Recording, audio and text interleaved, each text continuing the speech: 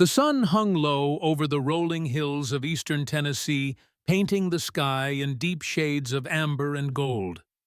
A weathered Ford F-150 pickup, 1985 model navy blue with a thin layer of road dust, rumbled down the narrow county road. The truck's tires kicked up small clouds of dirt as it navigated the familiar bends that led to Oak Ridge. Behind the wheel sat Rebecca Mitchell Becky, to those who knew her. 32 years old with hazel eyes that had witnessed more than most see in a lifetime. Her chestnut hair was pulled back in a practical ponytail, a few strands escaping to frame a face that carried both strength and weariness. The date was July 4th, 2004, Independence Day. After 6 years away, she was finally coming home.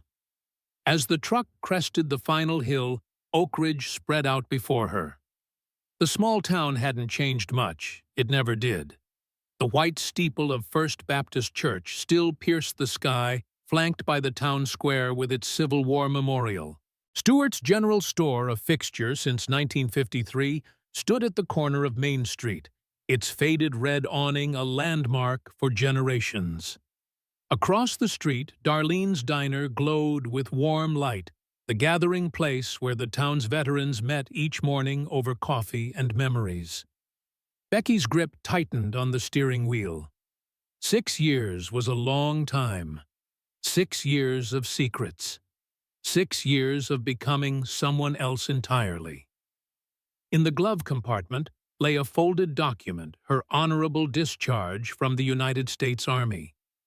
What it didn't mention was her recruitment into Delta Force, the Army's elite Special Operations Unit. Her code name, Sentinel. One of the first women to break that barrier, though her country would never know it. The missions were classified, her identity erased from records. To the world, Rebecca Mitchell had simply been a soldier. Nothing more. The truck slowed as she passed the Welcome to Oak Ridge, Tennessee sign, population 4326. A banner hung beneath it. Happy 4th of July. Fireworks at sunset. American flags adorned every storefront, swaying gently in the early evening breeze. A Springsteen song from the 80s played softly on the truck's ancient radio, Born in the USA. The ironic anthem her father had always played on patriotic holidays. Memories flooded back as she drove through town. The hardware store where her father bought her first hammer. The high school football field where she and Emma, her twin sister, had watched games on Friday nights. The creek where they'd spent summers catching crawdads and building dams. She passed the old movie theater, shuttered now like so many small-town cinemas, where she'd watched Top Gun 3 times the summer before high school, dreaming even then of soaring through skies she'd never reach. The recruiting office where she'd signed her papers still stood, though the Army poster in the window had changed from Desert Storm to the current war in Iraq. Emma. The thought of her twin brought a smile to Becky's face. They might be identical in appearance, but their paths had diverged early. While Becky excelled in sports and tactical thinking, Emma had been the scholar, the gentle soul with a book always in hand. They'd been inseparable as children, communicating in the secret language that only twins understand. Becky's mind drifted back to 1994, when everything changed. Fresh out of community college, she'd watched the news reports about American soldiers killed in Mogadishu, the Black Hawk Down incident. Something had stirred in her a calling she couldn't ignore. 2 weeks later, she'd enlisted, leaving behind the safety of Oak Ridge for the uncertainty of military life. No one, not even Emma, knew what came after. The specialized training, the secret selections, the missions that took her to places she couldn't name, doing things she could never speak about. Desert Storm veterans who'd become her mentors. The nights in Afghanistan, Syria, and a dozen other conflict zones where her decisions determined who lived and who died. The truck turned onto a familiar dirt road bordered by oak trees that had stood sentinel for a century. At the end of the long driveway stood the Mitchell family farm, 120 acres of Tennessee countryside that had been in the family for 3 generations. The 2-story white farmhouse with its wraparound porch was exactly as she remembered, though the red barn behind it looked like it had received a fresh coat of paint. Becky parked in front of the house and sat motionless for a moment, gathering herself. Coming home meant wearing a mask, becoming the Becky they remembered, not the sentinel she'd become. As she stepped out of the truck, the screen door of the farmhouse flew open. Emma stood on the porch, frozen in disbelief. Even at a distance, the mirror image was striking. Same height, same features, same chestnut hair, though Emma's fell in soft waves around her shoulders. Her twin wore a simple sundress with a cardigan, a teacher's practical style. "Becky?" Emma's voice broke the silence barely above a whisper. Then the spell broke. Emma flew down the steps and across the yard, colliding with her sister in an embrace that nearly knocked them both over. They clung to each other the years apart, dissolving in tears and laughter. "You didn't tell us you were coming." Emma pulled back, her eyes scanning her sister's face, noting the new lines around her eyes, the subtle scar near her jawline that hadn't been there before. "Wanted to surprise you," Becky replied, her voice rougher than Emma remembered, shaped by years of giving orders in harsh conditions. The screen door opened again, and Martha Mitchell appeared, wiping her hands on an apron, her gray hair tied back in a neat bun. She'd been a military nurse before settling down, and that practical efficiency had never left her. Behind her stood Jack Mitchell, leaning heavily on a wooden cane, his tall frame still imposing, despite the limp, a souvenir from Korea, where he'd served as an Army Ranger in the early 1950s. "Is that my girl?" Jack's deep voice carried across the yard, thick with emotion.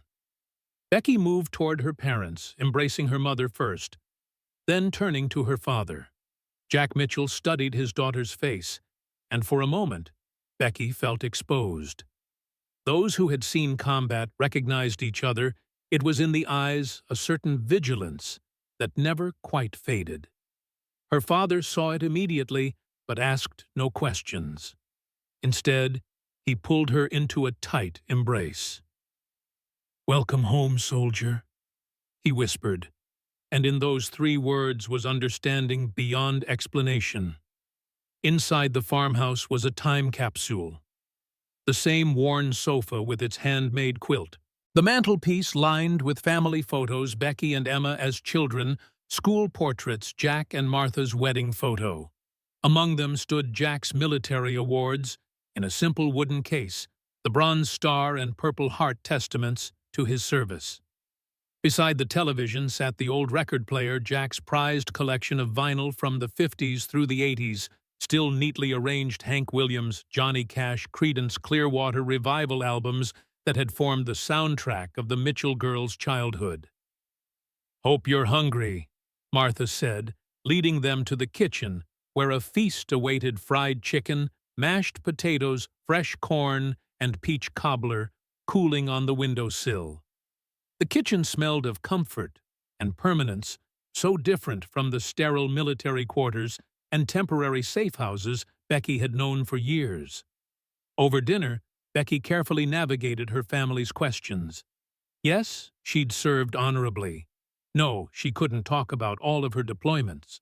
Yes, she was home for good now, at least for a while. She shared carefully edited stories, enough truth to satisfy without revealing what couldn't be told. Later, after her parents had gone to bed, Becky and Emma sat on the porch swing, the familiar creaking of its chains, a soothing rhythm from childhood. Fireflies blinked in the darkness, nature's own Independence Day display. In the distance, they could hear the occasional pop of early fireworks. "You've changed," Emma said quietly, studying her twin's profile in the dim porch light. Becky didn't respond immediately.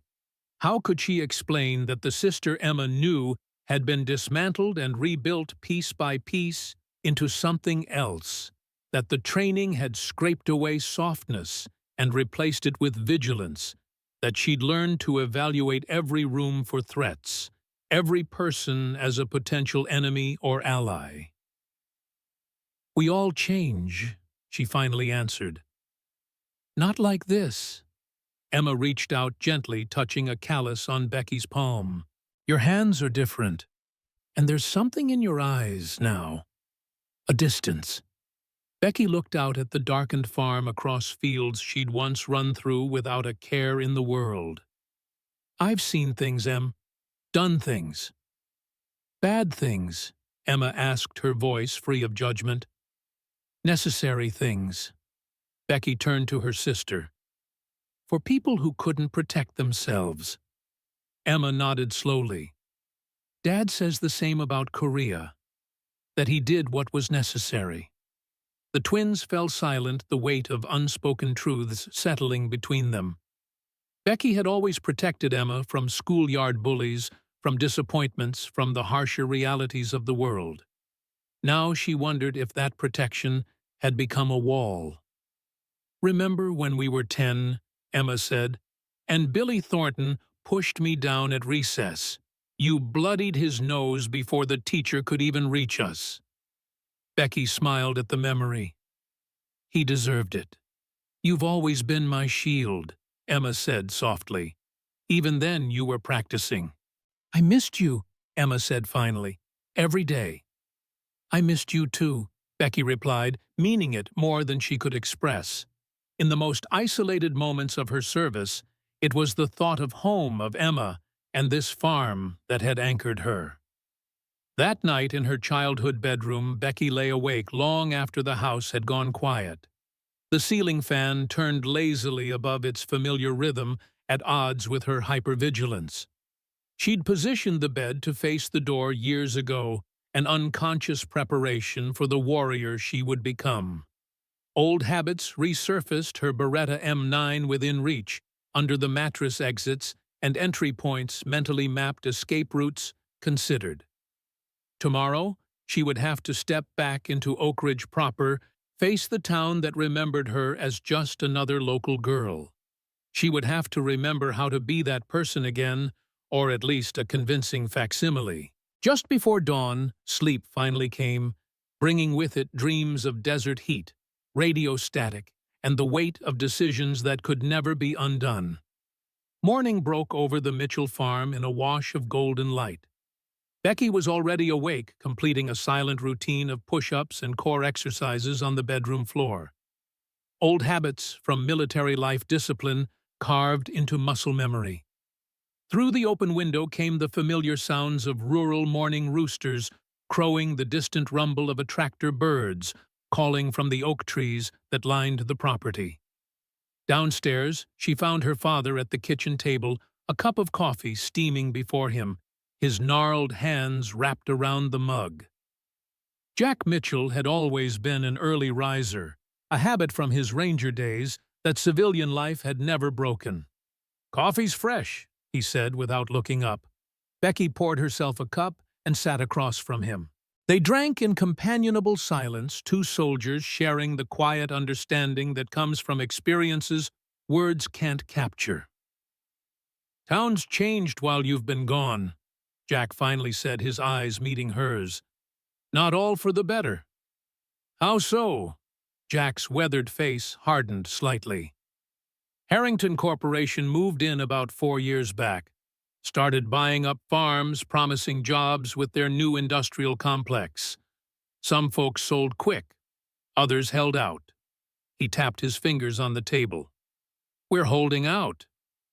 The name was unfamiliar to Becky.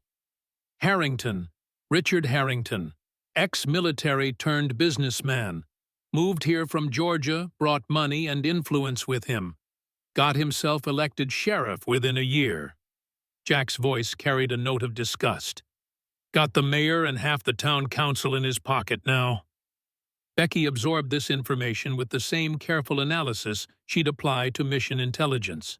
"And this industrial complex, they call it economic development. Jack practically spat the words. But there's something off about the whole operation. Environmental surveys rushed through permits granted overnight. Meanwhile, old businesses in town are struggling. Stewart's might not make it another year. The conversation paused as Martha entered the kitchen, her face brightening at the sight of her daughter. "Early birds, both of you. Always were." She patted Becky's shoulder affectionately before starting breakfast preparations. Later that morning, Becky drove into town with Emma, the sisters sharing the bench seat of the old Ford. American flags lined Main Street, preparations for the Independence Day celebration in full swing. Men on ladders hung red, white, and blue bunting from storefront awnings. A banner across the town square announced Oak Ridge 4th of July Festival, proudly sponsored by Harrington Corporation. "That's new," Becky noted, nodding toward the banner. Emma's expression tightened. "Harrington sponsors everything now. The Fall Festival, the Christmas Parade, even the school sports teams." As they drove, Becky noticed the changes her father had mentioned.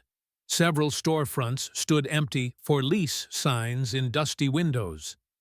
Construction equipment sat idle at the edge of town, where a massive clearing operation was underway, the future site of the industrial complex. A video rental store, where they'd spent countless Friday nights in high school, now stood vacant, victim to the rise of Netflix and big box stores. The old pharmacy had been replaced by a chain drugstore, its neon sign jarring against the town's traditional architecture. "What does Harrington actually produce?" Becky asked, her instincts already alert to potential threats. "They won't say exactly. Advanced Manufacturing and Logistics Solutions is the official line."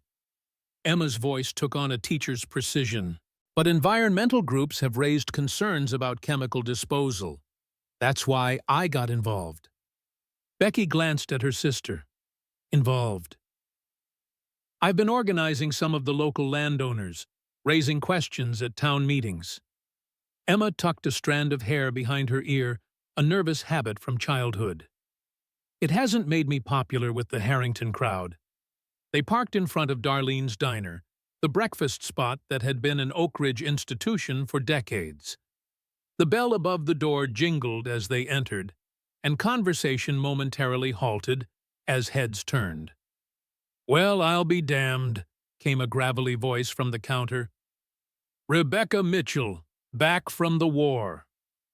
Frank Daniels rose from his stool, a tall, solid man in his mid-60s with silver hair cropped in a military short style.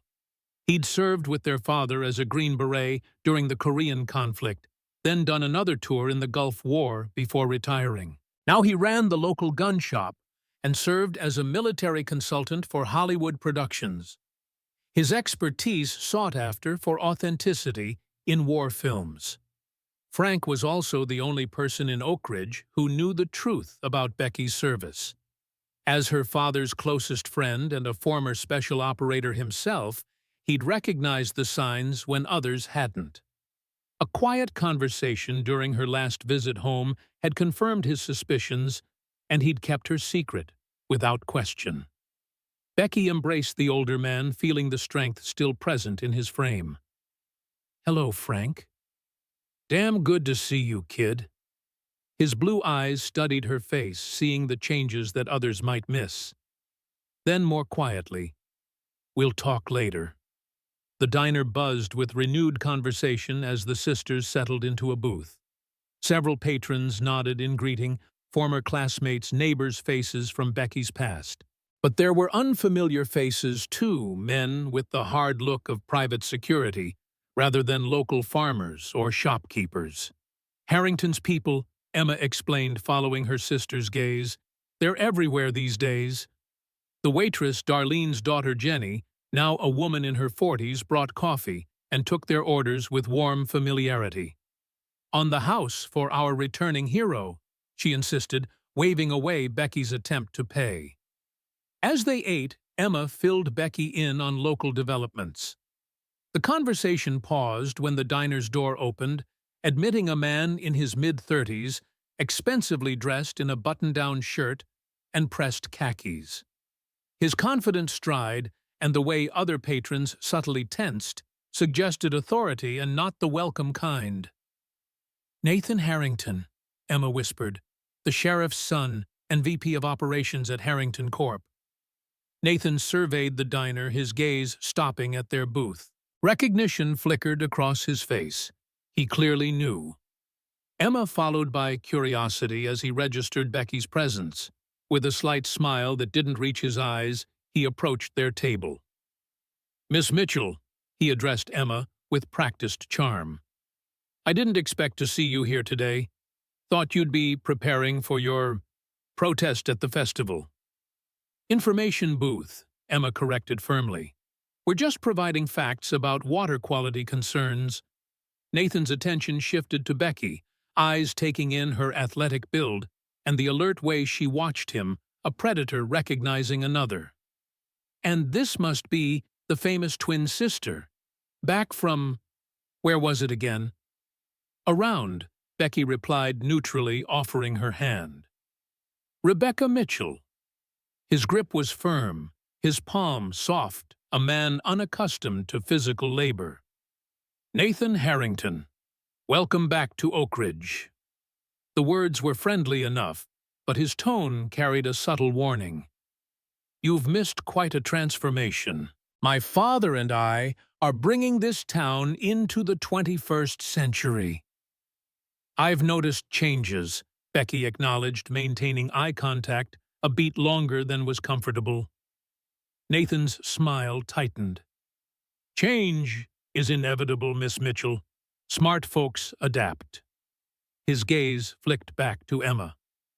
"Others, well, they get left behind." With a slight nod, he moved on to a booth where two men in similar attire waited. "Charming," Becky muttered after he was out of earshot. Emma sighed. "That was actually him being polite. You should see him at town meetings." After breakfast, they walked through town, Emma pointing out more changes. The old courthouse had been renovated with generous funding from the Harrington Foundation. The sheriff's department had new vehicles with the Harrington logo small but visible on their doors. "Community partnership," Emma explained with thinly veiled disgust. They passed Stewart's General Store, where Bill Stewart, now in his 70s, stood sweeping the sidewalk. His face brightened at the sight of the Mitchell twins. "Look who's back," he called out, leaning on his broom. "How's Army life treating you, Becky?" "I'm out now, Mr. Stewart. Honorable discharge." "Well, we're proud of you, girl. Your daddy was just in yesterday telling me you might be home." His smile faded slightly as he glanced down the street toward the newer businesses. "Timing's good. We could use some more folks with backbone around here." Inside the store shelves were less fully stocked than Becky remembered. The inventory had always been eclectic, everything from fishing tackle to penny candy to basic groceries, but now displayed obvious gaps. The vinyl records and cassettes that had once filled a corner were gone, replaced by a smaller selection of CDs featuring mostly country and classic rock. "Supply chain problems?" Becky asked quietly when Stewart was helping another customer. Emma shook her head. "Harrington opened a superstore on the highway. Prices so low no one can compete. Most folks don't come downtown to shop anymore." As they continued their tour, Frank Daniels caught up with them outside the hardware store. "Thought you might want to stop by the shop," he said to Becky. To Emma, he added, "Mind if I borrow your sister for a bit? Old war stories and such." Emma smiled knowingly. "Take your time. I need to check in at the library anyway. Still have summer reading programs to organize. Meet you there in an hour." Frank's gun shop was located on a side street, a modest storefront with a simple sign, "Daniels Firearms and Training." Inside the walls were lined with carefully displayed weapons, ammunition locked in glass cases, and memorabilia from Frank's military career. A door at the back led to an indoor shooting range, the faint smell of gunpowder permeating the air. Frank locked the door behind them and flipped the closed sign. "Let's talk in the back." His office was Spartan, but comfortable, decorated with photographs of younger versions of himself and Jack Mitchell in uniform, alongside more recent images from movie sets where he'd served as consultant. Framed movie posters from Platoon, The Deer Hunter, and Saving Private Ryan adorned one-wall films where Frank had ensured the combat scenes rang true. He gestured Becky to a chair and sat behind his desk. "How bad was it?" he asked without preamble. Becky appreciated the directness. "Bad enough." Frank nodded, understanding the understatement. "Your father suspects you know. Not specifics, but he knows you weren't just regular army." "He hasn't asked?" "He wouldn't. Man understands some things don't get talked about." Frank leaned forward. "But I'm asking. Not about the ops, I know better. About you. Are you okay, Becky?" The question caught her off guard. For years, her well-being had been relevant only as it affected mission readiness. Personal struggles were compartmentalized, pushed aside in service to operational objectives. "I'm adjusting," she admitted. It was more honesty than she'd allowed herself in years. Frank's expression softened with recognition. "Takes time. Took me years after the Gulf." He studied her. "What are your plans now?" "Didn't have any beyond coming home, seeing family, figuring out what comes next." Frank nodded, then abruptly shifted topics. "What do you make of Harrington?" "Don't know enough yet to make anything of him." Becky's response was measured. "Dad and Emma seem concerned." "They should be." Frank opened a desk drawer and pulled out a file folder. "I've been keeping track of some things. Thought you might find it interesting." The folder contained newspaper clippings, public records, and Frank's handwritten notes, a civilian intelligence operation tracking Harrington Corporation's activities in Oak Ridge. Property acquisitions, permit applications, unexplained environmental incidents at similar facilities in other states. "Corporation came out of nowhere 5 years ago," Frank explained. "Richard Harrington has military background, claims special operations experience in Panama and the Gulf, but I can't verify it through my contacts.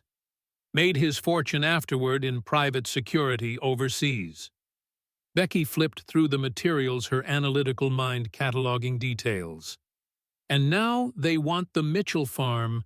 Your place is the last property they need to complete their land assembly for Phase 2.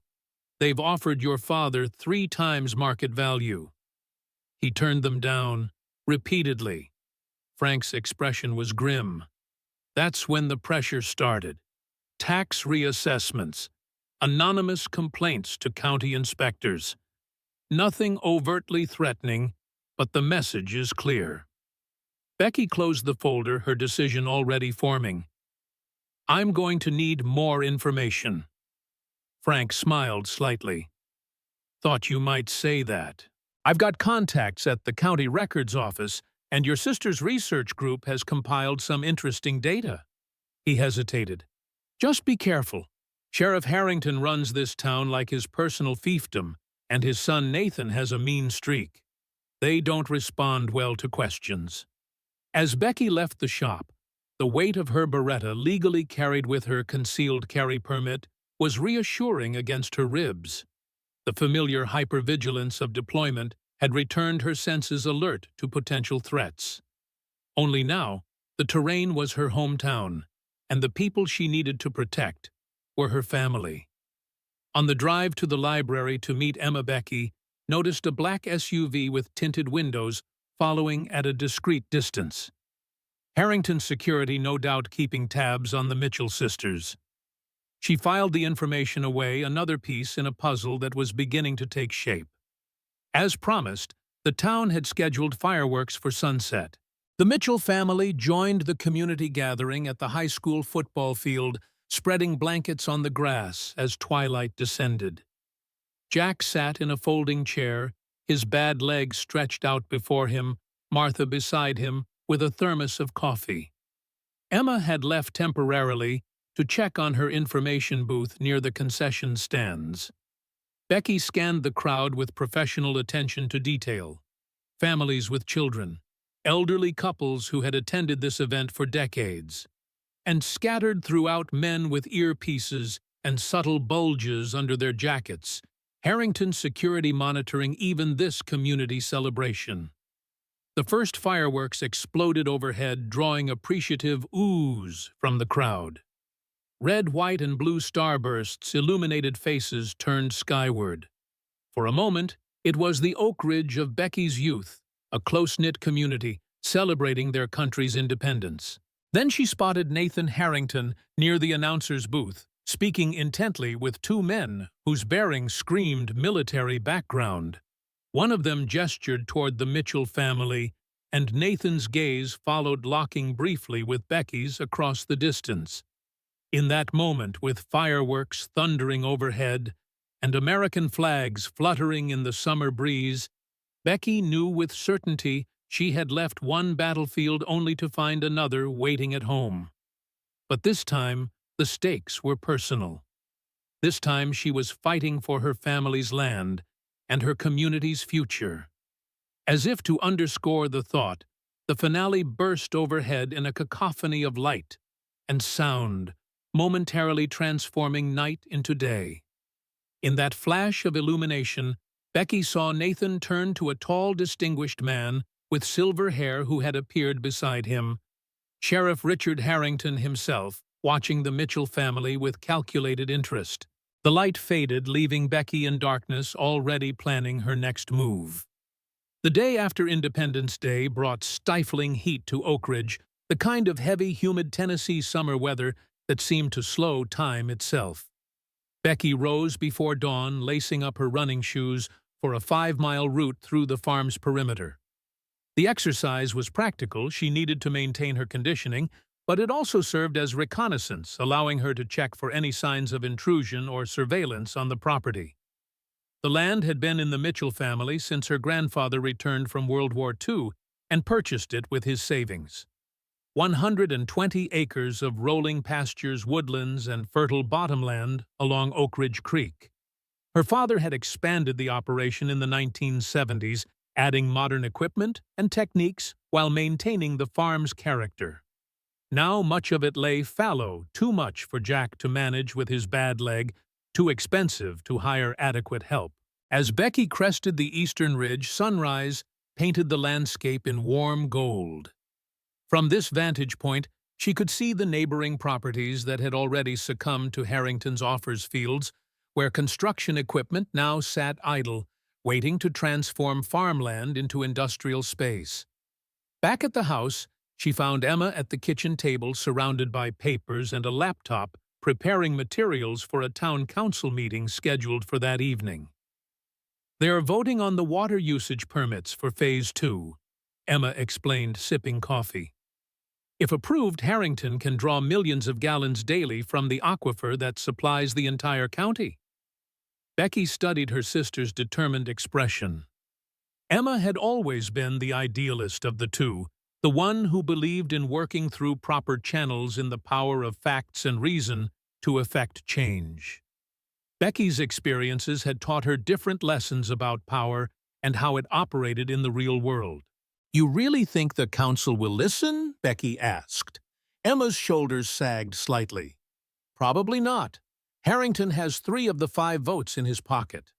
But we have to try create a public record, if nothing else." She looked up at her twin. "Will you come? Having a military veteran speak might carry some weight." Becky agreed, though she harbored no illusions about the outcome. The meeting would be theater, the decision predetermined. Still, it would provide an opportunity to observe the Harringtons in their element, to gauge the extent of their influence, and perhaps identify potential allies or weaknesses. That afternoon, Becky drove into town alone, taking a circuitous route to ensure she wasn't followed. She parked behind the courthouse and entered Stewart's General Store through the rear door. Bill Stewart looked up from his inventory sheets, surprise giving way to understanding when he saw Becky's expression. "Back room's empty?" he said simply, gesturing toward a curtained doorway. The storeroom was cluttered, but organized shelves lined with excess inventory and seasonal items. A small desk in the corner held an ancient computer, its screen displaying inventory spreadsheets. Becky took a seat at the desk, turning to face Stewart as he followed her in. "What do you know about Richard Harrington's military service?" she asked without preamble. Stewart's bushy eyebrows rose. "Cutting right to it, aren't you?" He pulled up a stool. "Claims he was Special Forces in Panama and the Gulf. Wears the decorations at veterans' events. Always seemed a little off to me, but I never served. So what do I know?" And his son, Nathan? Stewart's expression hardened. "Never served a day in his life, though he likes to play soldier with his security team. Got a nasty reputation with women, that one. Nothing proven, mind you, but stories get around." Becky nodded, filing away the information. "The security team, they're all ex-military. Looks that way. They appeared when the construction started. Site security, they said, but they patrol the town like they own it." Stewart leaned forward. "Your sister's made herself a target, you know, standing up to them publicly." "I'm beginning to understand that," Becky replied. "Has she received any direct threats?" Stewart hesitated. "Not that she's told me, but—" He stood and moved to a filing cabinet, pulling out a manila envelope. "I've been collecting things. Might interest you." The envelope contained photographs taken discreetly through the store window, showing Emma being confronted by Nathan Harrington and two men on the sidewalk outside. Emma's body language conveyed discomfort, while Nathan's stance was intimidating, one hand gripping her arm. The date stamp showed it was taken 3 weeks earlier. "Why didn't she mention this?" Becky asked, a dangerous edge in her voice. "Your sister's stubborn. Doesn't want to worry your parents." Stewart shook his head. "There have been other incidents, anonymous calls, a brick through her classroom window at the high school. Police report filed, but Sheriff Harrington's department never found anything." Becky's jaw tightened. "Who else should I talk to?" "Daniel Cooper at the Oak Ridge Gazette. He's been asking questions. Two moved here from Chicago about a year ago. Used to be a war correspondent. Good man, from what I can tell." After leaving Stewart's, Becky walked to the Oak Ridge Gazette office, a small operation housed in a converted Victorian near the town square. The bell above the door jingled as she entered, drawing the attention of a man in his early 40s hunched over a computer. Daniel Cooper had the lean build of someone who forgot to eat when working with prematurely gray hair, and the watchful eyes of someone who had seen conflict firsthand. Recognition dawned on his face as he studied Becky. "You must be Emma's twin, the soldier." "Rebecca Mitchell," she confirmed, offering her hand. His grip was firm, his palm calloused in a way that suggested he'd held more than just a pen in his time. "Daniel Cooper, what brings you to our humble news operation?" "Information," Becky replied simply. Daniel smiled, a quick flash of understanding. "My favorite currency, coffee." They settled in a small break room at the back of the office, mugs of strong black coffee between them. Daniel leaned back in his chair, studying Becky with professional curiosity. "So what kind of information are we trading today?" he asked. "I want to know what you found on Harrington Corporation. Environmental issues, security operations, military connections." Daniel's expression turned serious. "That's quite a shopping list. What's your interest?" "They're pressuring my family to sell our farm, and apparently intimidating my sister for her activism." Becky met his gaze directly. "I don't like either of those things." Daniel considered this for a moment, then nodded. "Fair enough. I've been investigating them since I moved here, part of why I took this job, actually. A colleague in environmental reporting flagged some irregularities with their operations in Georgia. He pulled a laptop from his bag and opened a series of files, public records, environmental reports, and his own research notes. Harrington specializes in what they call specialized material processing, vague enough to mean anything but their permit applications mention chemical processes involving solvents, heavy metals, and controlled substances. Controlled substances. Precursor chemicals that could be used for legitimate industrial purposes or diverted to more profitable ventures. Daniel's tone was carefully neutral. Nothing I can prove yet, but their security measures go well beyond what's typical for industrial sites. Becky absorbed this information mentally, cataloging it alongside what she'd learned from Frank and Stuart. What about Richard Harrington himself? Daniel's expression turned guarded. That's complicated. His military record has inconsistencies, dates that don't align with known operations, units that don't acknowledge his service. Nothing definitive, but enough red flags that I've been digging deeper. And his son, Nathan. Daniel's face hardened. Entitled, aggressive, and dangerous when crossed. No military service despite his father's background. Graduated from Vanderbilt with a business degree, then joined the family company. He hesitated. There have been incidents with women, allegations of harassment, even assault, but they're always settled quickly and quietly. Becky's expression remained neutral, but inwardly her concern for Emma deepened. My sister's information booth at the festival there, any trouble there? Nothing overt. Harrington's people kept a close watch, took photographs of everyone who stopped by. Daniel studied her. You're worried about her. Wouldn't you be? Daniel didn't answer directly. Instead, he closed his laptop and fixed Becky with a penetrating look. Your military service, it was more than just standard deployment, wasn't it? Becky maintained a neutral expression. What makes you say that? I was embedded with special operations units in Afghanistan. You carry yourself like they did. Observe like they did. His voice lowered. And you're asking questions like someone with training, not just family concern. For a long moment, Becky said nothing, weighing how much to reveal. Finally, she offered a small concession. My service record is classified beyond what's publicly available. Let's leave it at that. Daniel nodded, accepting the non-answer as confirmation. Then you should know whatever Harrington's involved in, it's big enough to attract attention from serious players. 2 months ago, I spotted men conducting surveillance on the construction site. Not local, not Harrington's people. Professional, military, or intelligence. This was new information and concerning. If government agencies were monitoring Harrington's operation, the stakes might be higher than local corruption or environmental violations. One more thing, Daniel added, pulling a small digital recorder from his pocket. This might interest you. Anonymous source left it in my mailbox last week. He pressed play. The recording was poor quality, captured in what sounded like a large room with echo.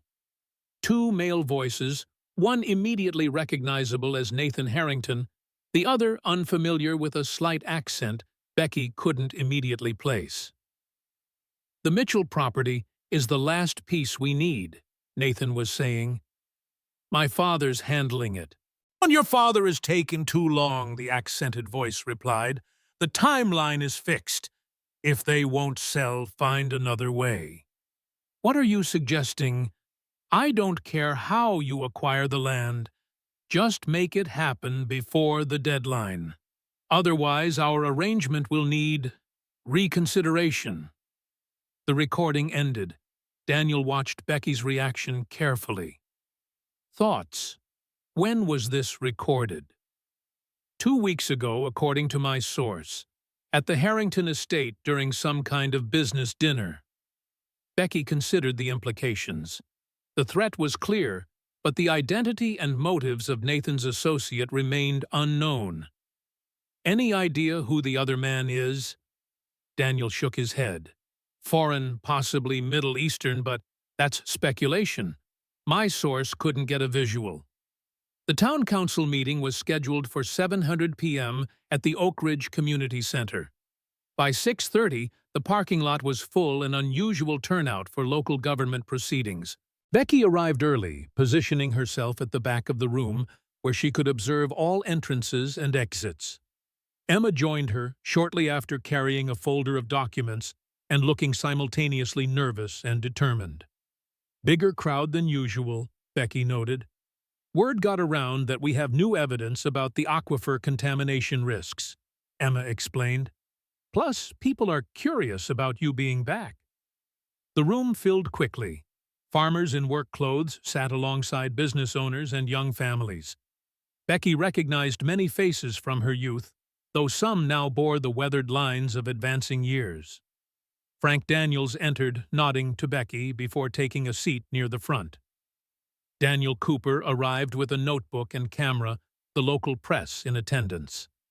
At precisely 7:00, the council members filed in 3 men and 2 women, all in their 50s or older, all with the serious expressions of small-town officials aware of their limited but significant power. Mayor Howard Jenkins, a balding man with wire-rimmed glasses, called the meeting to order.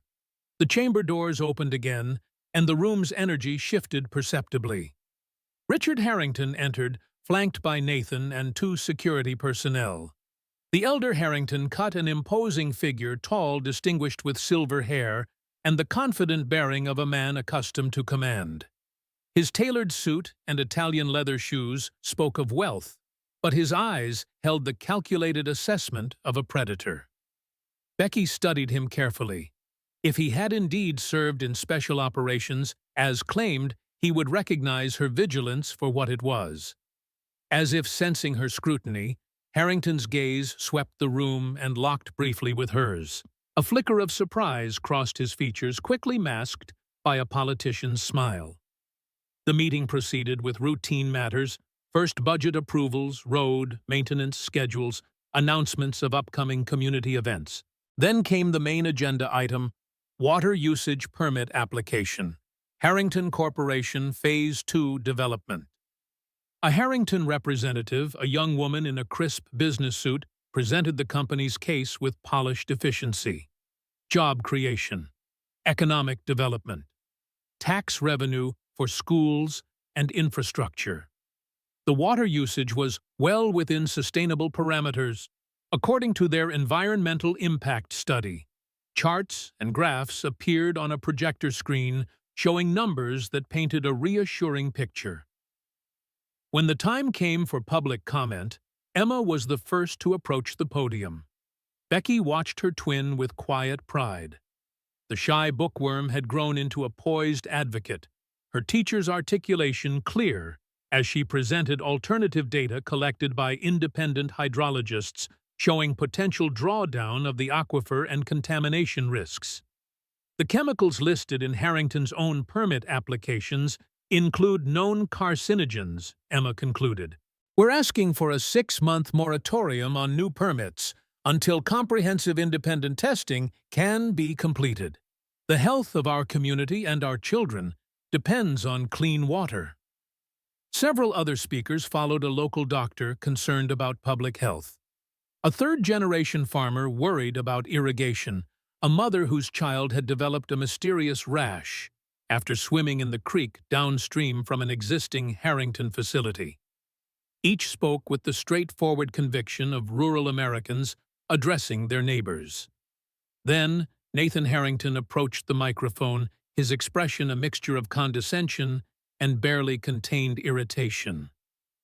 While I appreciate the concerns expressed here tonight, let's be clear about what's really happening.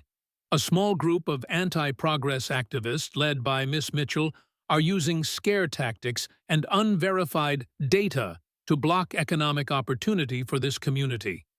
His gaze fixed on Emma. Perhaps Miss Mitchell should disclose her real agenda.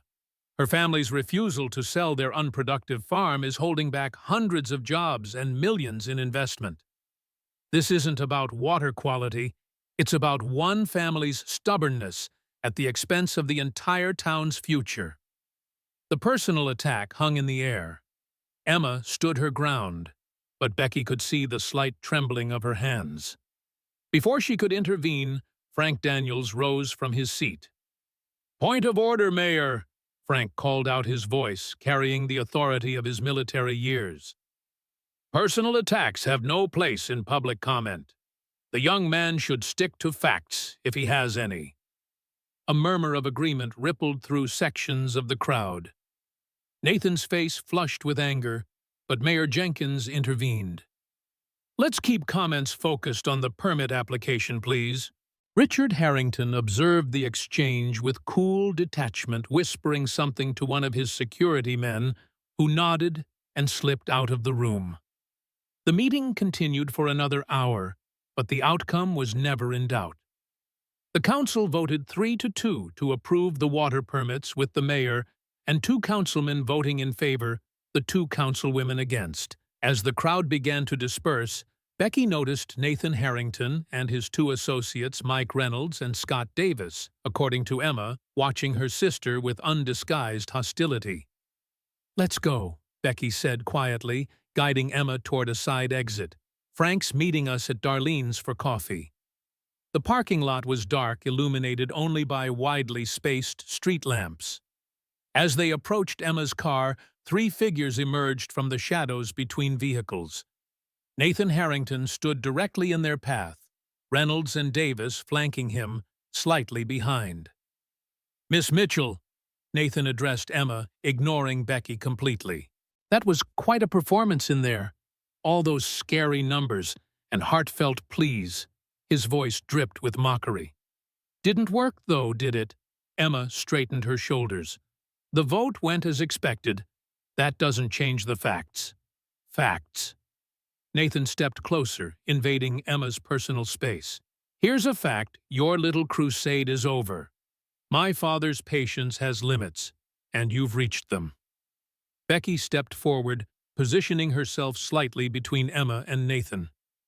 "We need to leave now. Excuse us." Nathan's attention shifted to Becky, really seeing her for the first time. His expression changed from dismissive to calculating. "The soldier sister. Dad mentioned you were back. Told me to give you a proper Oak Ridge welcome. You've delivered it. Now, step aside." Becky's voice was calm, but carried an unmistakable edge. Reynolds and Davis moved closer, their stances widening slightly, men preparing for confrontation. They were both former military. Becky assessed instantly. Reynolds was built like a linebacker with close-cropped dark hair and the thick neck of a weightlifter. Davis was leaner, wiry, with the coiled tension of a man accustomed to violence. "Maybe you don't understand how things work here now." Nathan continued, his attention back on Emma. "Your sister's been gone a long time. Rules have changed." He reached out suddenly, grabbing Emma's arm. "Maybe we should have a private conversation about those changes." What happened next occurred so quickly that later witnesses would give conflicting accounts. Becky moved with the fluid precision of years of close-quarters combat training.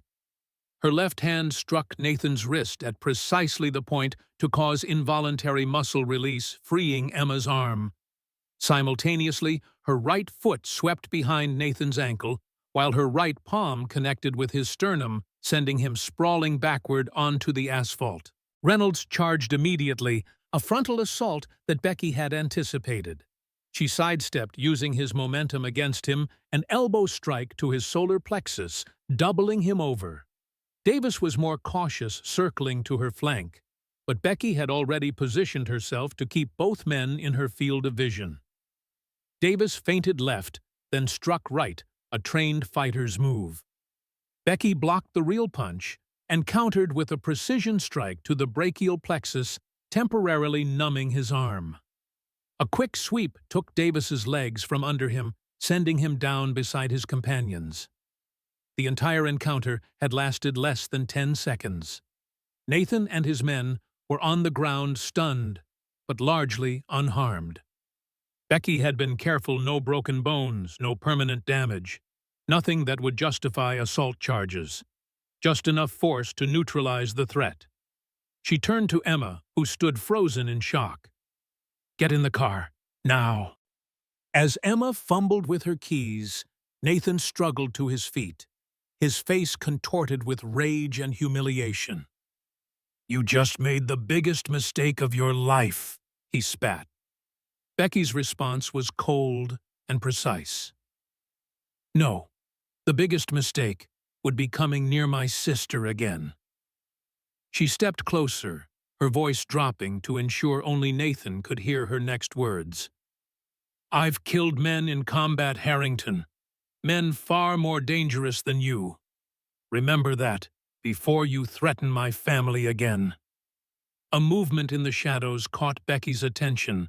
Frank Daniels standing near his truck, hand inside his jacket, ready to intervene if necessary. On the opposite side of the parking lot, Daniel Cooper leaned against a light pole, his camera held discreetly at his side. Witnesses, both of them. Good. As they drove away, Emma finally found her voice. "My God, Becky, where did you learn to fight like that?" Becky kept her eyes on the road, checking the rearview mirror for tails. "Advanced training. Part of my service." "Those were 3 grown men. You took them down like it was nothing." "It wasn't nothing," Becky corrected her. "It was calculated. Minimum force necessary to end the threat." Emma fell silent, processing this new dimension of her twin. Finally she asked, "What happens now?" "Now they'll retaliate. Legally, probably assault charges, complaints to the sheriff. We'll need witnesses to confirm they threatened you first." Becky's mind was already mapping contingencies, defensive positions, potential allies. But that's tomorrow's problem. Tonight, we need to talk to Frank and Daniel, compare notes on what we know. At Darlene's diner, closed to regular customers, but opened specially for their late meeting, the 4 gathered in a back booth. Frank had brought copies of his research files, Daniel his notes and recordings. Together with Emma's environmental data, they began assembling a comprehensive picture of Harrington's operations and influence. "It's bigger than Oak Ridge," Daniel concluded after an hour of discussion. "The facility they're building isn't just for advanced manufacturing. My sources suggest connections to defense contracting, possibly off-the-books operations." Frank nodded grimly. "Explains the excessive security, the urgency about acquiring the Mitchell property. Your land sits on the highest point in the county, Becky. Perfect for surveillance communications arrays or other sensitive equipment." Emma looked pale but determined. "So what do we do?" "They control the sheriff, the mayor, most of the council." "We gather evidence," Becky replied, her military training asserting itself. "Document everything. Build a case solid enough that even Harrington's influence can't bury it." The diner's door chimed unexpectedly, causing all 4 to tense. Darlene emerged from the kitchen, wiping her hands on her apron. "Sorry we're close." She stopped mid-sentence as Sheriff Richard Harrington stepped inside alone, but projecting authority that filled the space. "Evening, folks," he said pleasantly, removing his hat. "Heard there was some excitement after the council meeting. Thought I'd check in personally." The tension in the room was palpable. Becky assessed the sheriff with a professional eye, his stance, the position of his holstered weapon, the calculated friendliness that didn't reach his eyes. This was a man accustomed to power and its application, whether in uniform or out of it. "Sheriff," Frank acknowledged, his tone neutral. "What brings you by so late?" "Heard there might have been an altercation involving Nathan and Miss Mitchell here." Harrington's gaze settled on Becky, measuring, evaluating. "Wanted to get her side of the story before rumors start flying." Becky met his gaze evenly. "Your son and his friends blocked our path to Emma's car. Nathan grabbed her arm.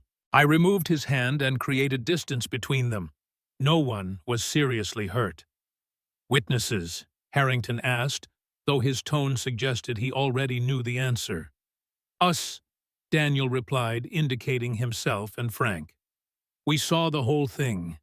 3 men intimidating 2 women in a dark parking lot. Miss Mitchell defended herself and her sister with appropriate force. I have photographs, if you'd like to see them. Something dangerous flickered in Harrington's eyes, quickly masked. That won't be necessary, Mr. Cooper. Just doing my due diligence. He turned his attention back to Becky. You've made quite an impression your first week back, Miss Mitchell. Military service teaches valuable skills, doesn't it? Though sometimes civilians don't understand the intensity of that training. The implied threat was clear. He was painting her as dangerous, unstable a veteran, unable to readjust to civilian life. A narrative he could use against her if necessary. Sheriff, Becky replied calmly. I appreciate your concern, but I understand the difference between a war zone and a parking lot. Do you? The challenge hung in the air between them. For a brief moment, Harrington's mask slipped, revealing something cold and calculating beneath. Then his politician's smile returned. Well, seems like everything's under control here. You folks enjoy your evening. As he turned to leave, he paused at the door. Miss Mitchell Rebecca, is it welcome back to Oak Ridge? I hope you'll find it accommodating during your stay. With a tip of his hat, he was gone. Jesus, Daniel muttered once the sheriff's car had pulled away. That was intense. Frank's expression was grim. He's taking your measure, Becky, figuring out what kind of threat you pose. And sending a message, Emma added, that he can find us anywhere, anytime. Becky nodded, her mind already formulating countermeasures. We need to be careful going forward. They'll be watching us more closely now. The meeting broke up shortly after, with plans to reconvene the following day. As Becky drove Emma home through the quiet country roads, her tactical awareness remained on high alert, checking for surveillance, noting potential ambush points out of ingrained habit. At the farm, their parents had already gone to bed.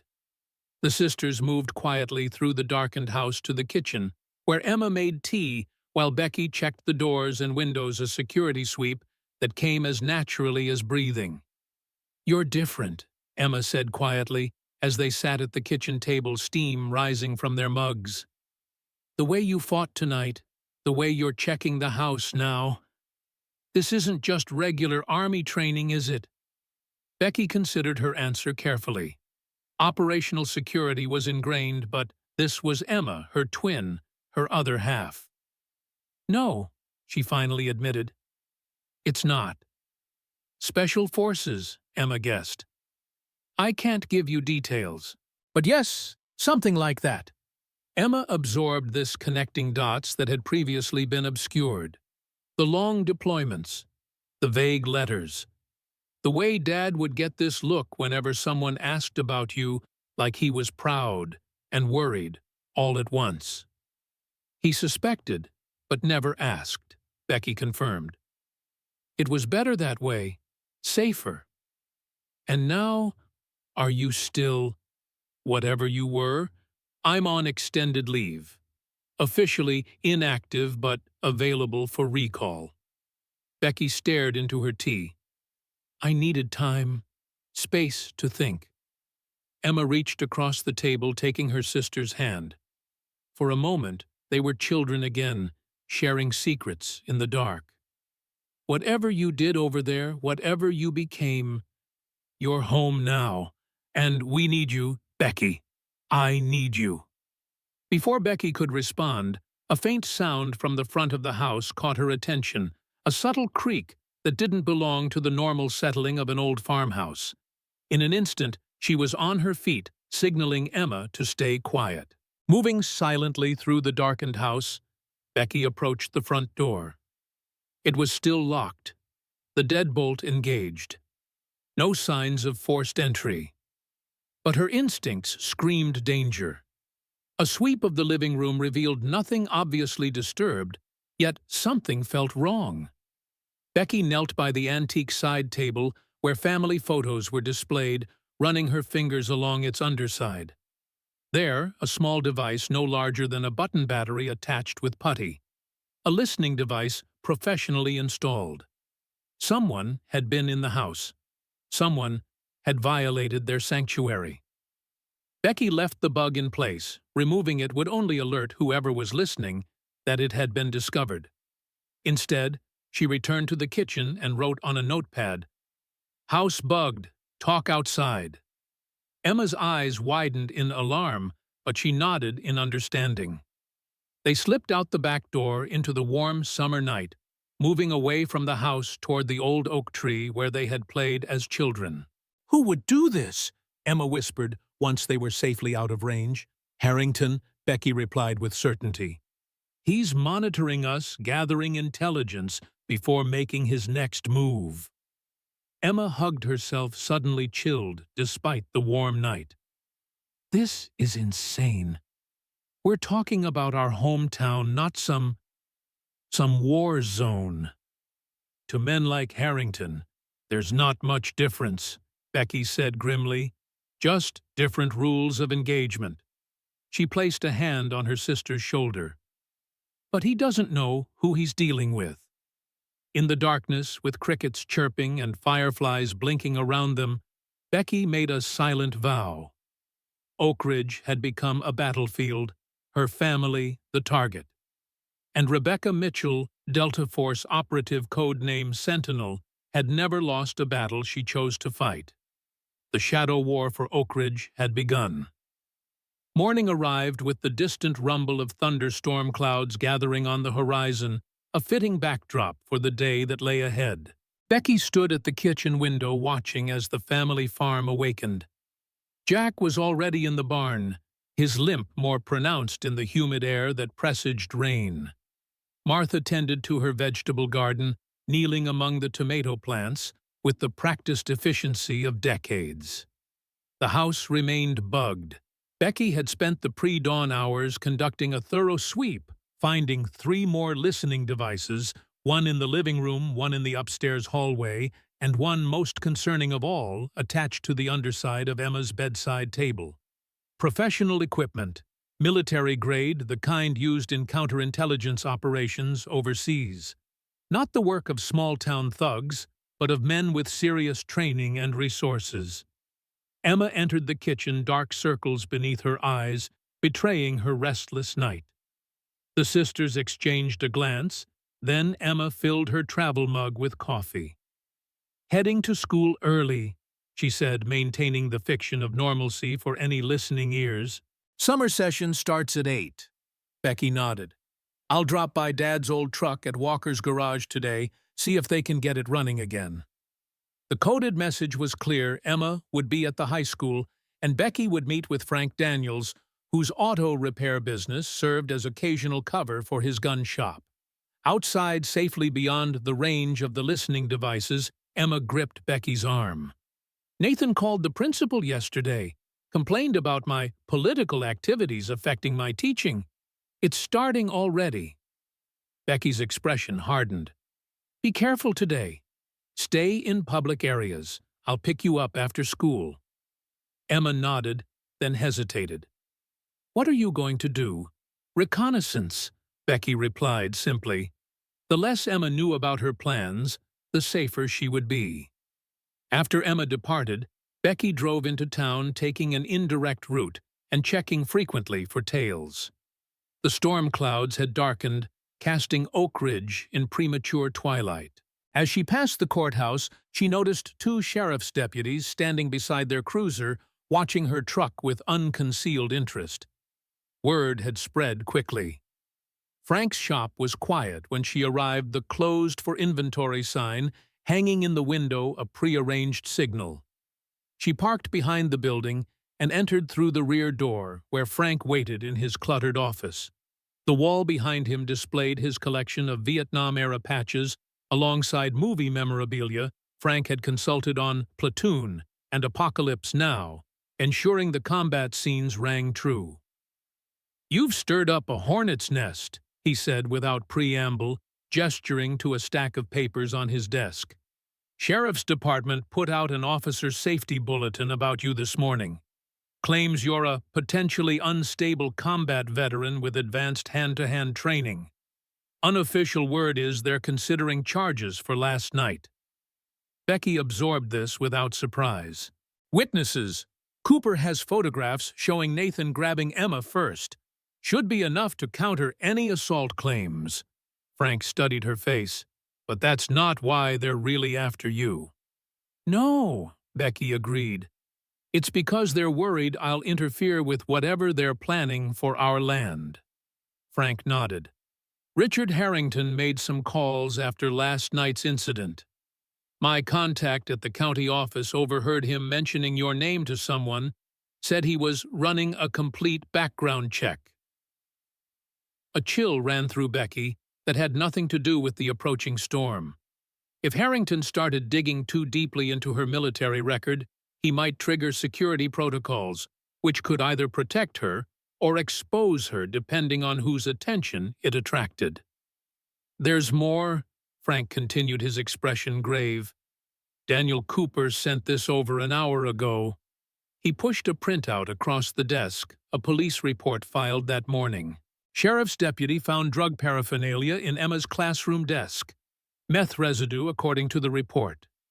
Becky's face remained impassive, but her eyes hardened to flint. "Planted?" "Obviously, but it gives them leverage. They haven't arrested her yet, probably waiting to see what you do next." The tactic was transparent, but effective. A drug charge, even a false one, could ruin Emma's teaching career. It was also a message the Harringtons could reach anyone, anywhere, at any time. "Cooper's working on getting the security camera footage from the school," Frank added. "If we're lucky, it might show who entered her classroom." Becky was already formulating countermeasures, potential pressure points, ways to protect her sister while gathering the information they needed. "What do we know about Richard Harrington's military claims?" Frank's expression darkened. "That's where things get interesting. I called in some favors with old contacts." Harrington did serve Army late 80s to early 90s. Records show he was stationed in Panama during the invasion, then deployed to Saudi Arabia for Desert Storm. Special Forces, that's where it gets muddy. He claims Delta Force attachment, but my contacts can't verify it. Some records are missing or heavily redacted. Frank leaned forward. "But here's the kicker. After his discharge in '92, he dropped off the grid for nearly 5 years. Then suddenly reappears in '97 with millions in capital to start Harrington Security, a private military contractor." PMCs were booming then, Becky noted. After the Soviet collapse, lots of special operations personnel went private. True, but most PMCs have traceable contracts, corporate structures. Harrington Security operated primarily in Central Asia and the Middle East with minimal public footprint. Then, in '99, they rebranded as Harrington Corporation and started diversifying construction, manufacturing, land development. The pattern was familiar to Becky. She'd encountered similar operations during her deployments, private military companies that served as fronts for less legitimate enterprises, using their security credentials to move people and materials across borders without scrutiny. "And the son?" she asked. "Nathan's easier to track. Born 1969, private school's Vanderbilt Business School, joined the family company in '94. No military service. Multiple complaints from women over the years, all settled out of court with NDAs. Frank paused.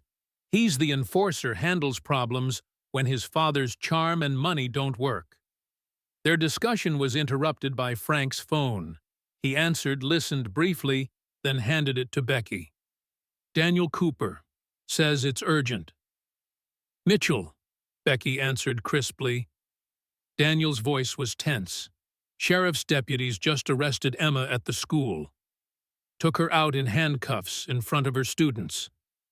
Drug possession with intent to distribute. Becky's grip tightened on the phone, but her voice remained controlled. Where are they taking her? County jail. I'm heading there now. A pause. Becky, you need to be careful. This feels like a trap. Understood. Meet you there. She handed the phone back to Frank, her mind already calculating scenarios and responses. They've arrested Emma on drug charges. Frank nodded grimly. Harrington's trying to draw you out, force you to act rashly. He'll be disappointed, Becky replied coldly. She might be enraged, but rage was only useful when channeled with precision. I need to make a call first. Frank stepped out to give her privacy. Becky pulled out the secure satellite phone she'd kept from her service days officially turned in, but operatives in her position often maintained fallback communications. She dialed a number from memory 1 that would route through multiple encrypted channels before reaching its destination. After 3 rings, a familiar voice answered. Sullivan. Colonel, it's Sentinel, Becky said, using her operational call sign. I need information. James Sullivan, her former commanding officer, was silent for a beat. I was wondering when I'd hear from you. Location: home territory, facing opposition from Harrington Corporation. Possible illegal activities, definite harassment tactics. They've arrested my sister on fabricated charges. Sullivan's response was measured. Harrington's on our radar. Suspected of using legitimate business operations to cover arms dealing in restricted markets. Nothing confirmed yet, but there's smoke. The confirmation validated Becky's suspicions. I need leverage. Official channels are limited without hard evidence, Sullivan cautioned. But I'll see what I can do. Be aware if Harrington has connections to the arms trade, he'll have serious resources and trained personnel. Already encountered some: military backgrounds, professional surveillance equipment. Careful, Sentinel, Sullivan's voice carried genuine concern beneath the professional tone. These aren't insurgents in some remote village. They operate with impunity because they have protection. From whom? A pause. That's what we're trying to determine. Another pause. I'll be in your AO by tomorrow. Maintain cover until then. And Sentinel, no casualties unless absolutely necessary. We need Harrington alive and talking. The line went dead. Becky pocketed the phone, processing the new information. If Sullivan was coming personally, the situation was even more serious than she'd initially assessed. It also meant she had less than 24 hours to gather enough intelligence to formulate an effective strategy. The county jail occupied one wing of the sheriff's department building, a 1-story brick structure at the edge of town. As Becky pulled into the parking lot, fat raindrops began to fall quickly, intensifying into a downpour that drummed against the truck's roof. Through the rain-streaked windshield, she could see Daniel Cooper pacing beneath the building's overhang collar, turned up against the weather. They won't let me see her, Daniel reported as Becky joined him. Claims she's being processed and isn't eligible for visitors yet. Inside the reception area was quiet, a single deputy manning the front desk. He looked up as Becky entered, recognition and wariness crossing his face. She approached the desk with deliberate calm. I'm here about Emma Mitchell, she stated. My sister. I'd like to know the charges and bail requirements. The deputy Peterson, according to his nameplate, shifted uncomfortably. Ms. Mitchell is being processed for possession of methamphetamine with intent to distribute. No bail hearing has been scheduled yet. I'd like to see the sheriff, Becky requested, her tone polite but firm. Sheriff Harrington isn't available right now, Peterson replied, not meeting her eyes. You can leave your contact information and someone will get back to you. Before Becky could respond, the door behind the deputy opened and Nathan Harrington stepped through, a smug smile playing at the corners of his mouth. He wore a deputy's uniform with a lieutenant's bars, though Becky knew he held no official position in the department. "Miss Mitchell," he greeted her with mock courtesy. "Concerned about your sister, understandable. It's always shocking when someone you trust turns out to be involved in such unsavory activities." Becky maintained her composure, though the effort cost her. "We both know those drugs were planted." Nathan affected a look of concern. "That's a serious accusation. Do you have evidence to support it? Or is this just the paranoia talking?" He tapped his temple meaningfully. "I understand veterans sometimes struggle with adjustment issues." The implication was clear. He was laying groundwork to paint her as unstable, her allegations as the ramblings of a troubled veteran. It was a calculated strategy designed to isolate her and undermine her credibility. "I want to see my sister," Becky stated, ignoring the provocation. "I'm afraid that's not possible right now." Nathan's smile widened. "But don't worry, we're taking good care of her. In fact, my father is personally reviewing her case." He leaned forward slightly. "Between us, things might go easier for Emma if your family reconsiders its position on the land sale." The threat was explicit, now the extortion attempt laid bare. Becky felt a cold fury building but kept her expression neutral. "I'd like to speak with my sister's attorney." Nathan straightened. "She hasn't requested one yet, but feel free to wait." He gestured to the hard plastic chairs along the wall. "Though it might be a long wait. Processes move slowly around here, especially on days like this." Thunder punctuated his words, the storm intensifying outside.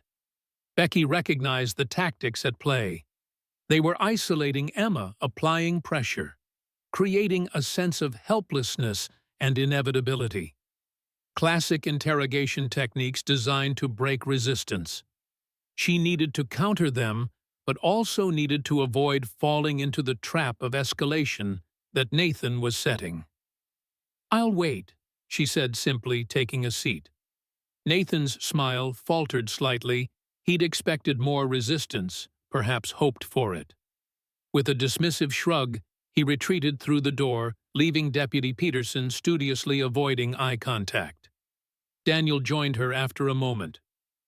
"That was interesting," he murmured. "He wanted you to make a scene." "Standard provocation tactics," Becky replied quietly. "Create a situation where the target reacts emotionally, then use that reaction to justify further measures." They sat in silence for several minutes, the only sounds the drumming of rain on the roof and the occasional crackle of the deputy's radio. Then the front door opened, admitting an unexpected figure, Bill Stewart, from the general store, his raincoat dripping on the linoleum floor. "Miss Becky," he greeted her with a nod. "Heard about Emma. Thought you might need this." He handed her a business card slightly damp from the rain. "Best attorney in 3 counties. Already called him, he's on his way." The card bore the name James Thornton, attorney at law. Becky recognized the name. Thornton had a reputation for taking on difficult cases against powerful interests. Stewart wasn't finished. "Also, you should know half the town's talking about this. Nobody believes Emma Mitchell would be involved with drugs. Parents are already calling the school board to protest." This was unexpected community support forming spontaneously without organization or prompting. Becky had been prepared to fight this battle alone, but Oak Ridge was pushing back against the Harringtons' tactics. "Thank you," she said simply, but with genuine gratitude. Stewart nodded. "Your daddy and mine fought together in Korea. Mitchell families stood for something in this town for generations. Folks remember that." With that, he turned and headed back into the storm. 40 minutes later, James Thornton arrived, a tall black man in his 50s, with steel-gray hair and the confident bearing of someone comfortable in courtrooms and confrontations. He acknowledged Becky with a brief nod before approaching the front desk. "I'm here to see my client, Emma Mitchell." he announced, placing his credentials on the counter. "I'll need a private consultation room and copies of all charges and evidence collected." Deputy Peterson looked relieved to be dealing with a familiar legal process rather than the uncertain tension of before. "Yes, sir. I'll notify the sheriff."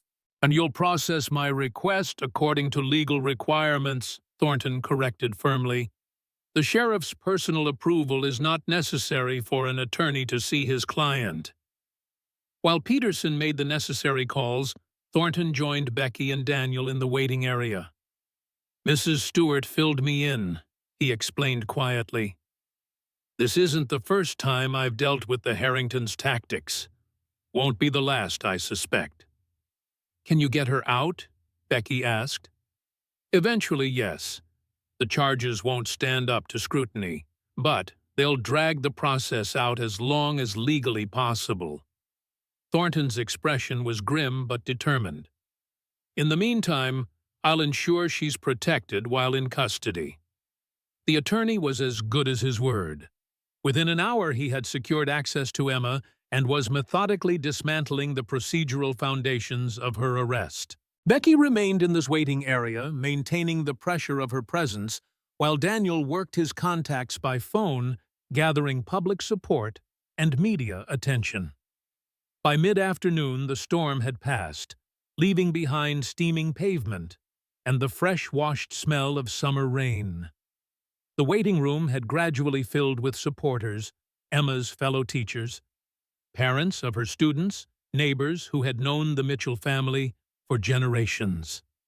Their quiet presence sent a message: Emma was not alone, not forgotten, not abandoned to the Harringtons' machinery. At 4 o'clock, the front door opened again, admitting Sheriff Richard Harrington himself. He paused momentarily, taking in the crowded waiting room with a calculated glance, then approached Becky directly. "Miss Mitchell," he said, his voice carrying the practiced smoothness of a politician, "a word in private, if you don't mind." It wasn't a request. Becky followed him to a small conference room off the main hallway, aware of the watching eyes of supporters and deputies alike. The sheriff closed the door behind them, gesturing to one of the chairs at the table. "Please sit," he offered. When Becky remained standing, he shrugged. "As you wish." Harrington took a seat himself, folding his hands on the table before him. Up close, Becky could see the military bearing beneath the sheriff's uniform, the straight spine, the measured movements, the assessing eyes that never quite relaxed their vigilance. Whatever his true background, he had seen combat at some point in his life. "This situation has escalated unnecessarily," Harrington began. "A simple misunderstanding blown out of proportion by overzealous deputies and community gossip." Becky said nothing, waiting for him to show his hand.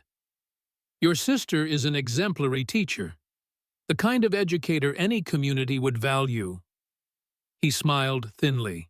"It would be a shame if her career were damaged by these allegations, regardless of their ultimate disposition in court."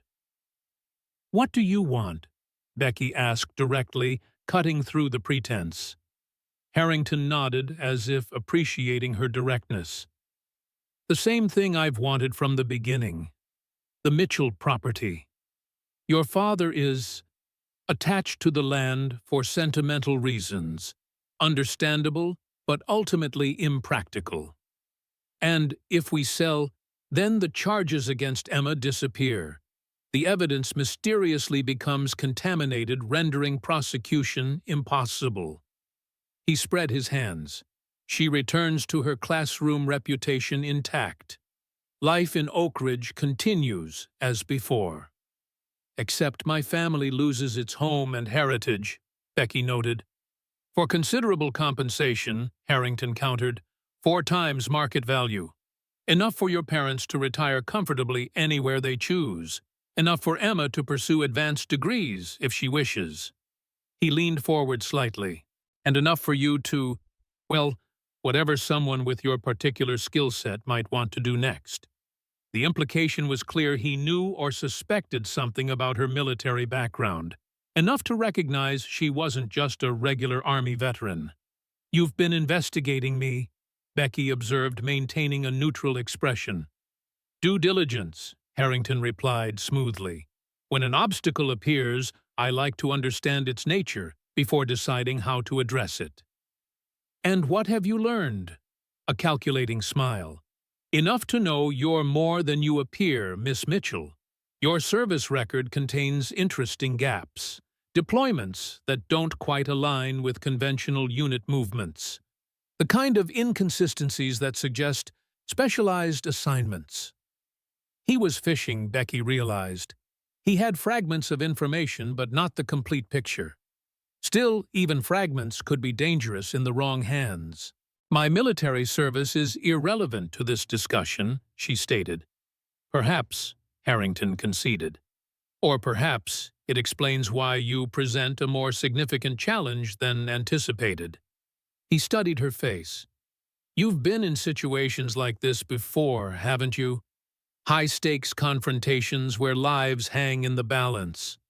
The difference is, this isn't some foreign battlefield where the rules are flexible." "No," Becky agreed. "Here you have to maintain the appearance of following the law while you break it. Much more restrictive." For the first time, a flash of genuine anger crossed Harrington's face, quickly masked. "I am the law in Oak Ridge, Miss Mitchell. A fact your sister is currently experiencing firsthand." "For now," Becky replied evenly, "but power shifts. You should know that better than most." Harrington leaned back, his expression cooling into professional assessment. "You have until tomorrow morning to convince your father to sign the land transfer. After that, Emma's situation becomes significantly more complicated." He stood straightening his uniform. "I trust you'll make the practical decision." As he reached for the door handle, Becky spoke again. "Sheriff, you mentioned investigating me. It works both ways." He paused, looking back over his shoulder. "Samir Khalid," she said quietly. "Does that name mean anything to you?" The change was subtle but unmistakable. A momentary tensing of his shoulders, a slight narrowing of the eyes. Recognition and wariness. "Should it?" Harrington asked, his voice carefully neutral. "I think it does," Becky replied. "Just as I think there's more to your interest in our land than economic development. The question is whether those connections become public before or after this situation resolves." For a long moment, they regarded each other in silence, two predators taking each other's measure. Then Harrington nodded slightly, as if acknowledging a worthy opponent. "Tomorrow morning, Miss Mitchell. Don't mistake my courtesy for weakness." With that, he was gone, leaving Becky alone in the small conference room. She remained still for several seconds, processing the exchange. Harrington's reaction to Khalid's name confirmed her suspicions there was a connection between the sheriff and the arms dealer she'd encountered in Syria. The nature and extent of that connection remained unclear, but it provided leverage, a thread to pull that might unravel whatever operation Harrington was running in Oak Ridge. When Becky returned to the waiting area, she found James Thornton waiting with positive news. "Judge Williams has agreed to review the case this evening. With luck, Emma could be released on her own recognizance by morning." It was a small victory, but significant, a sign that the Harringtons' grip on Oak Ridge's institutions wasn't absolute.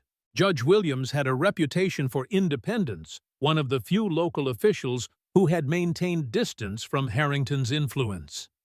As the afternoon stretched into evening, the crowd in the waiting room gradually thinned, though a core group remained: Daniel Cooper, Frank Daniels, Bill Stewart, and his wife, several of Emma's colleagues from the high school. Their steady presence was both tactical advantage and emotional support, a reminder that in this town, loyalties ran deeper than fear. At 7 o'clock, Becky stepped outside to call her parents. She had been providing updates throughout the day, carefully balancing honesty about Emma's situation with reassurance about the legal strategy. Jack and Martha had wanted to come to the sheriff's office immediately, but Becky had convinced them to stay at the farm. Their presence might provoke Harrington further, and someone needed to maintain watch over the property. As she ended the call, Frank Daniels joined her in the parking lot, now empty except for their vehicles. The setting sun cast long shadows across the asphalt, the air heavy with lingering moisture from the afternoon storm. "Thornton thinks she'll be out by morning," Becky informed him, pocketing her phone. Frank nodded. "Good man Thornton represented me when the county tried to revoke my firearms dealer license 3 years ago. Harrington's first attempt to consolidate control." He studied her face in the fading light. "You've learned something?" "Possibly," Becky admitted. "Harrington reacted when I mentioned Samir Khalid.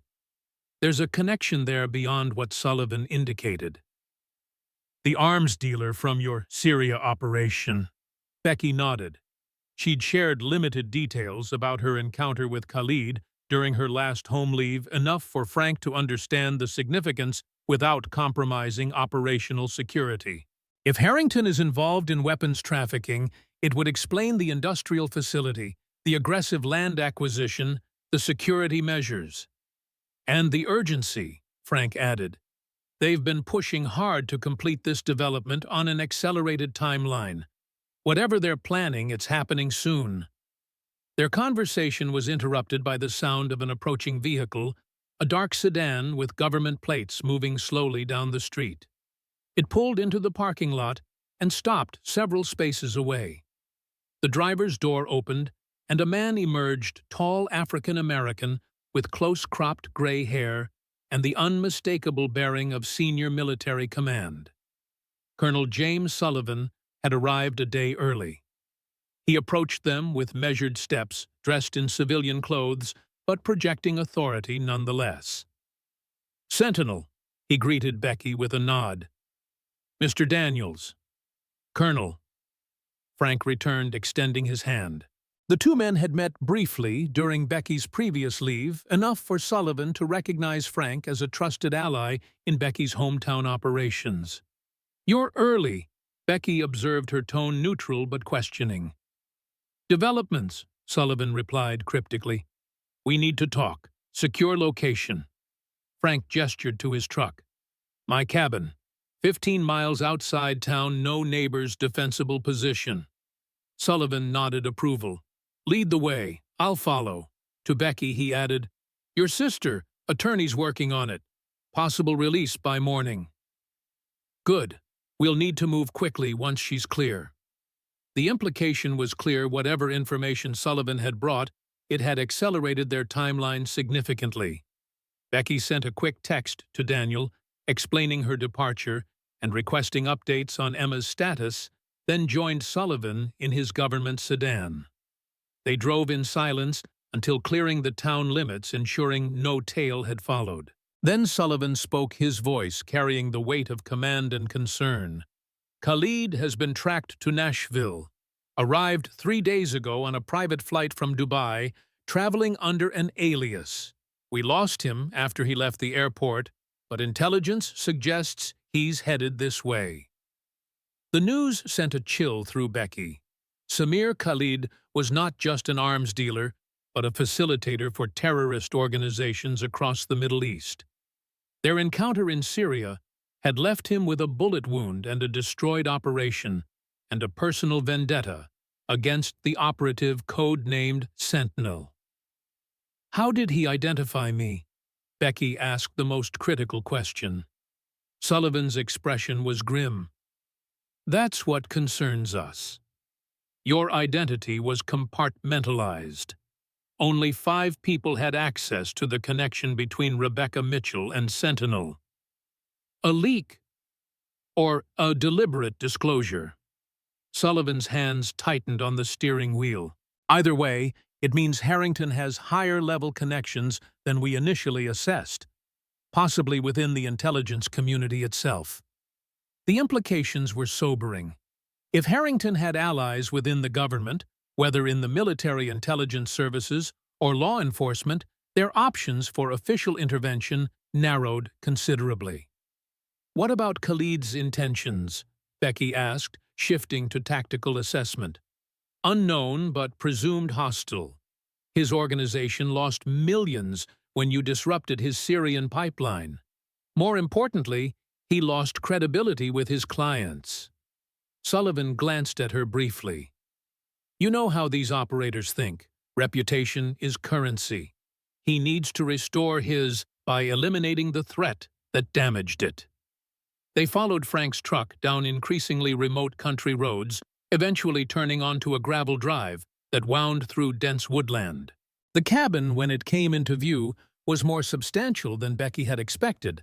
A solid two-story structure built of local stone and timber, with a covered porch wrapping around three sides and strategically placed windows overlooking the approaching road. "Defensive position," Sullivan noted with approval as they parked. "Your friend knows what he's doing." Inside the cabin combined rustic comfort with practical design. The main room featured a stone fireplace, comfortable but easily movable furniture, and sight lines to all approaches.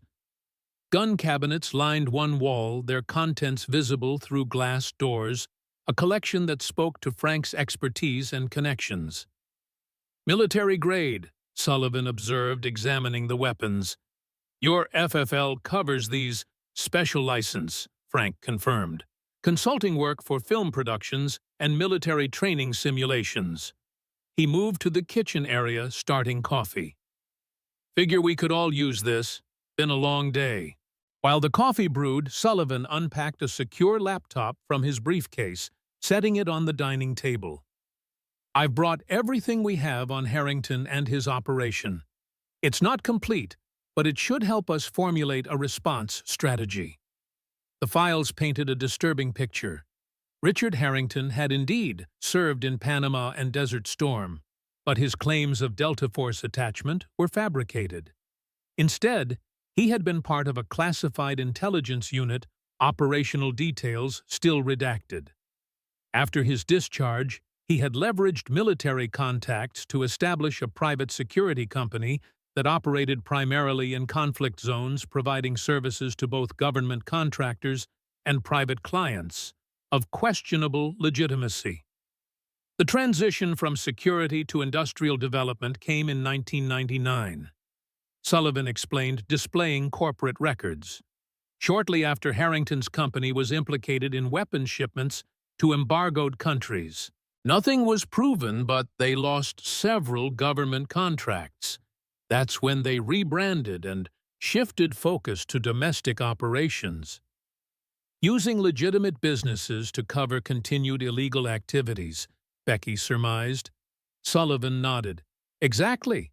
The facilities they've built in Georgia, Alabama, and now Tennessee follow a pattern: remote locations, excessive security, unusual water and power requirements, and strategic positioning near transportation hubs." "Manufacturing and distribution points," Frank suggested, looking over the satellite imagery. "But for what?" "Our best assessment is components," Sullivan replied. "Parts that individually appear innocuous but can be assembled into restricted weapons systems. The water usage suggests chemical processes possibly related to propellants or explosives."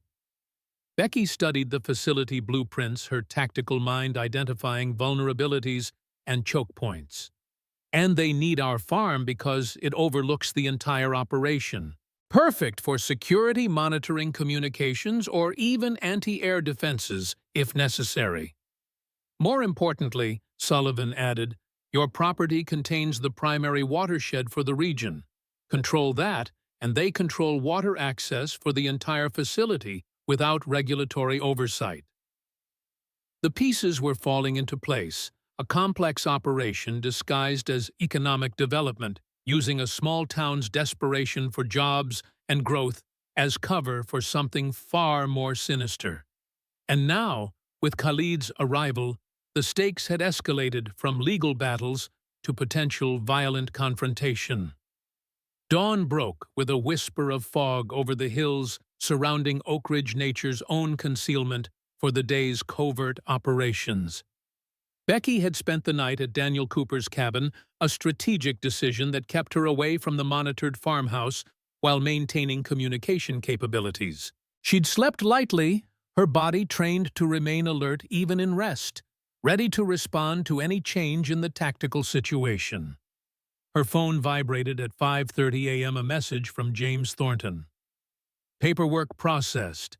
Emma's release scheduled for 8:00. No complications so far. A second message followed from Sullivan. Satellite shows increased activity at Harrington facility overnight. Timeline accelerating. Becky studied maps of the county on Daniel's kitchen table, her mind calculating approach vectors, fallback positions, and potential scenarios. The terrain around Oak Ridge offered advantages for someone with her training: dense woodlands, ridgelines with commanding views, multiple water features that could serve as both barriers and escape routes.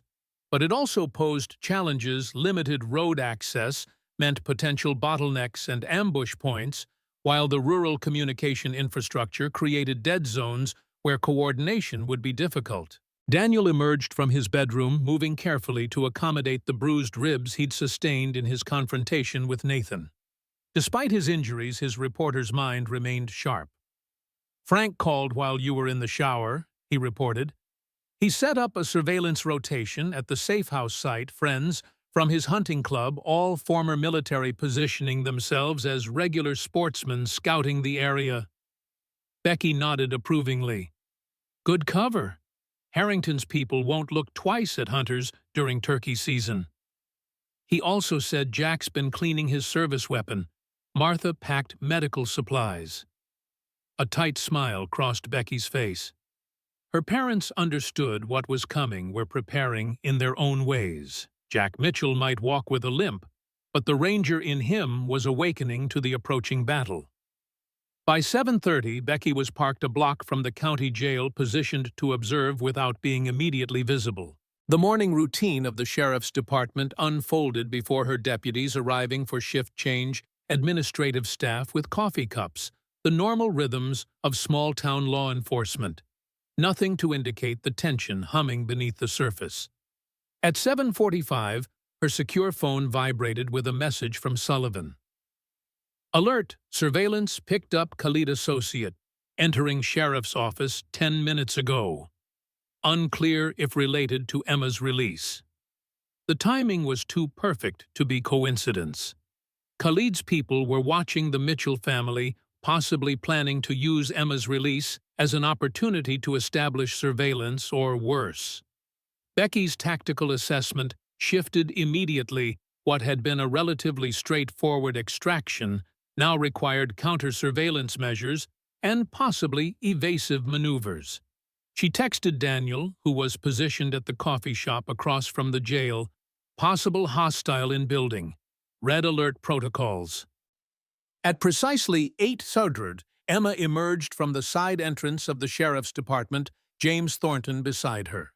Even from a distance, Becky could see the strain in her twin's posture, the slight stiffness in her shoulders, the careful scanning of her surroundings. Emma had always been perceptive. 24 hours in custody had only heightened those instincts. Becky waited until they had entered Thornton's car before texting the attorney, "Possible surveillance. Take indirect route to Rendezvous Point Alpha." Alpha was the county library, chosen for its public nature, multiple exits, and the fact that Emma's presence there would appear normal to any observers. As Thornton's car pulled away from the sheriff's office, a nondescript sedan with rental plates eased into traffic, 3 vehicles behind them. The driver, male, Middle Eastern appearance, professional posture, maintained a textbook surveillance distance, not so close as to alert the target, but never allowing more than 2 vehicles between them.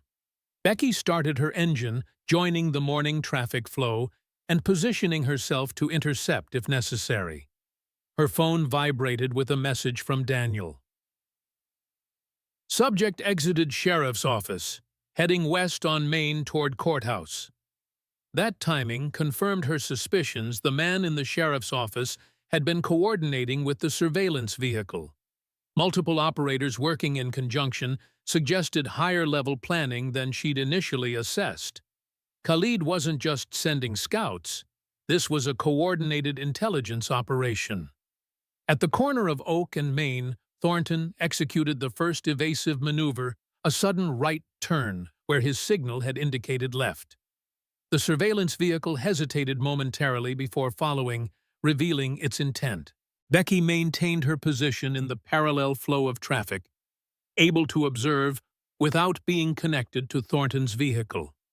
The library came into view, its brick facade and white columns a landmark in Oak Ridge since the 1930s. Thornton pulled into the parking lot, positioning his car near the side entrance, where a wheelchair ramp provided covered access. Emma and the attorney exited quickly, moving inside before the surveillance vehicle could establish visual contact. Becky parked 2 blocks away, approaching the library on foot through the adjacent park. She entered through the rear emergency exit, technically against regulations, but the alarm had been disabled years ago during renovation and never properly restored, a detail she remembered from teenage explorations. Inside, she found Emma and Thornton waiting in a private study room, windows shuttered, a table of legal documents, providing a plausible cover for their meeting. Emma rose immediately, crossing the space to embrace her twin. "They're watching us," Emma whispered, her voice steady, despite the circumstances. "Yes," Becky confirmed, impressed by her sister's awareness. "How did you know? The man at the intake desk this morning, Middle Eastern expensive watch, didn't belong there. And he kept looking at his phone whenever I was moved." Thornton nodded grimly. "Your sister noticed details that even I missed, and I've been doing criminal defense for 20 years. Becky squeezed Emma's shoulder, a gesture of pride and reassurance. "We need to move quickly. Frank is taking you and our parents to a secure location." "What about you?" Emma asked, already knowing the answer. "I'm staying to resolve this." Becky's tone made clear there would be no negotiation on this point. The longer Harrington and Khalid operate in Oak Ridge, the greater the danger to everyone. Emma studied her twin's face, recognizing the determined set of her jaw, the same expression she'd worn as a child, defending smaller kids from bullies, as a teenager standing up to unfair teachers, as a woman choosing to serve her country in ways most would never know. "Just promise you'll be careful," Emma said finally. "These people, they're not like the ones you've faced before. They're wearing badges and business suits, not carrying AK-47s in some desert." "That just means they've had less practice," Becky replied with a tight smile. "And more to lose." Thornton cleared his throat. "I've filed formal complaints with the State Attorney General's office regarding Emma's treatment. They won't act immediately, but it creates an official record and potential leverage." "Good," Becky nodded. "We need every pressure point we can create." She outlined the extraction plan. Thornton would drive Emma to the Mitchell farm, where Frank would be waiting with a vehicle suitable for backroads travel. From there, they would take an indirect route to the safe house, using counter-surveillance techniques to ensure they weren't followed. Sullivan had arranged for a state police contact to meet them at a designated rendezvous point, providing additional security without official documentation. "What about your evidence gathering?" Emma asked, ever the tactician's sister. "Even if you expose Harrington and Khalid, you'll need proof for any legal action." Becky hesitated, weighing operational security against Emma's need to understand. "I'm meeting with Nathan tonight. He's the weak link, knows enough to be useful, but not disciplined enough to maintain operational security under pressure." "Be careful with him," Emma warned. "He's more dangerous than he seems, not just physically, but he has this way of turning situations to his advantage, making himself the victim even when he's the aggressor." It was a perceptive assessment, reinforcing Becky's own evaluation. Nathan Harrington presented as a predictable bully, But there was calculation beneath the swagger, perhaps not his father's strategic brilliance, but a cunning instinct for self-preservation and manipulation. Their planning was interrupted by a text from Daniel. Surveillance vehicle circling library. 2 occupants now. Time was running short. Becky handed Emma a secure phone, one of several Sullivan had provided, with encrypted communication capabilities and no digital trail to any of their identities. Use this only in emergencies, she instructed. 1 call, then discard it. I'll have a matching unit. The sisters embraced one final time, a moment of connection that transcended words.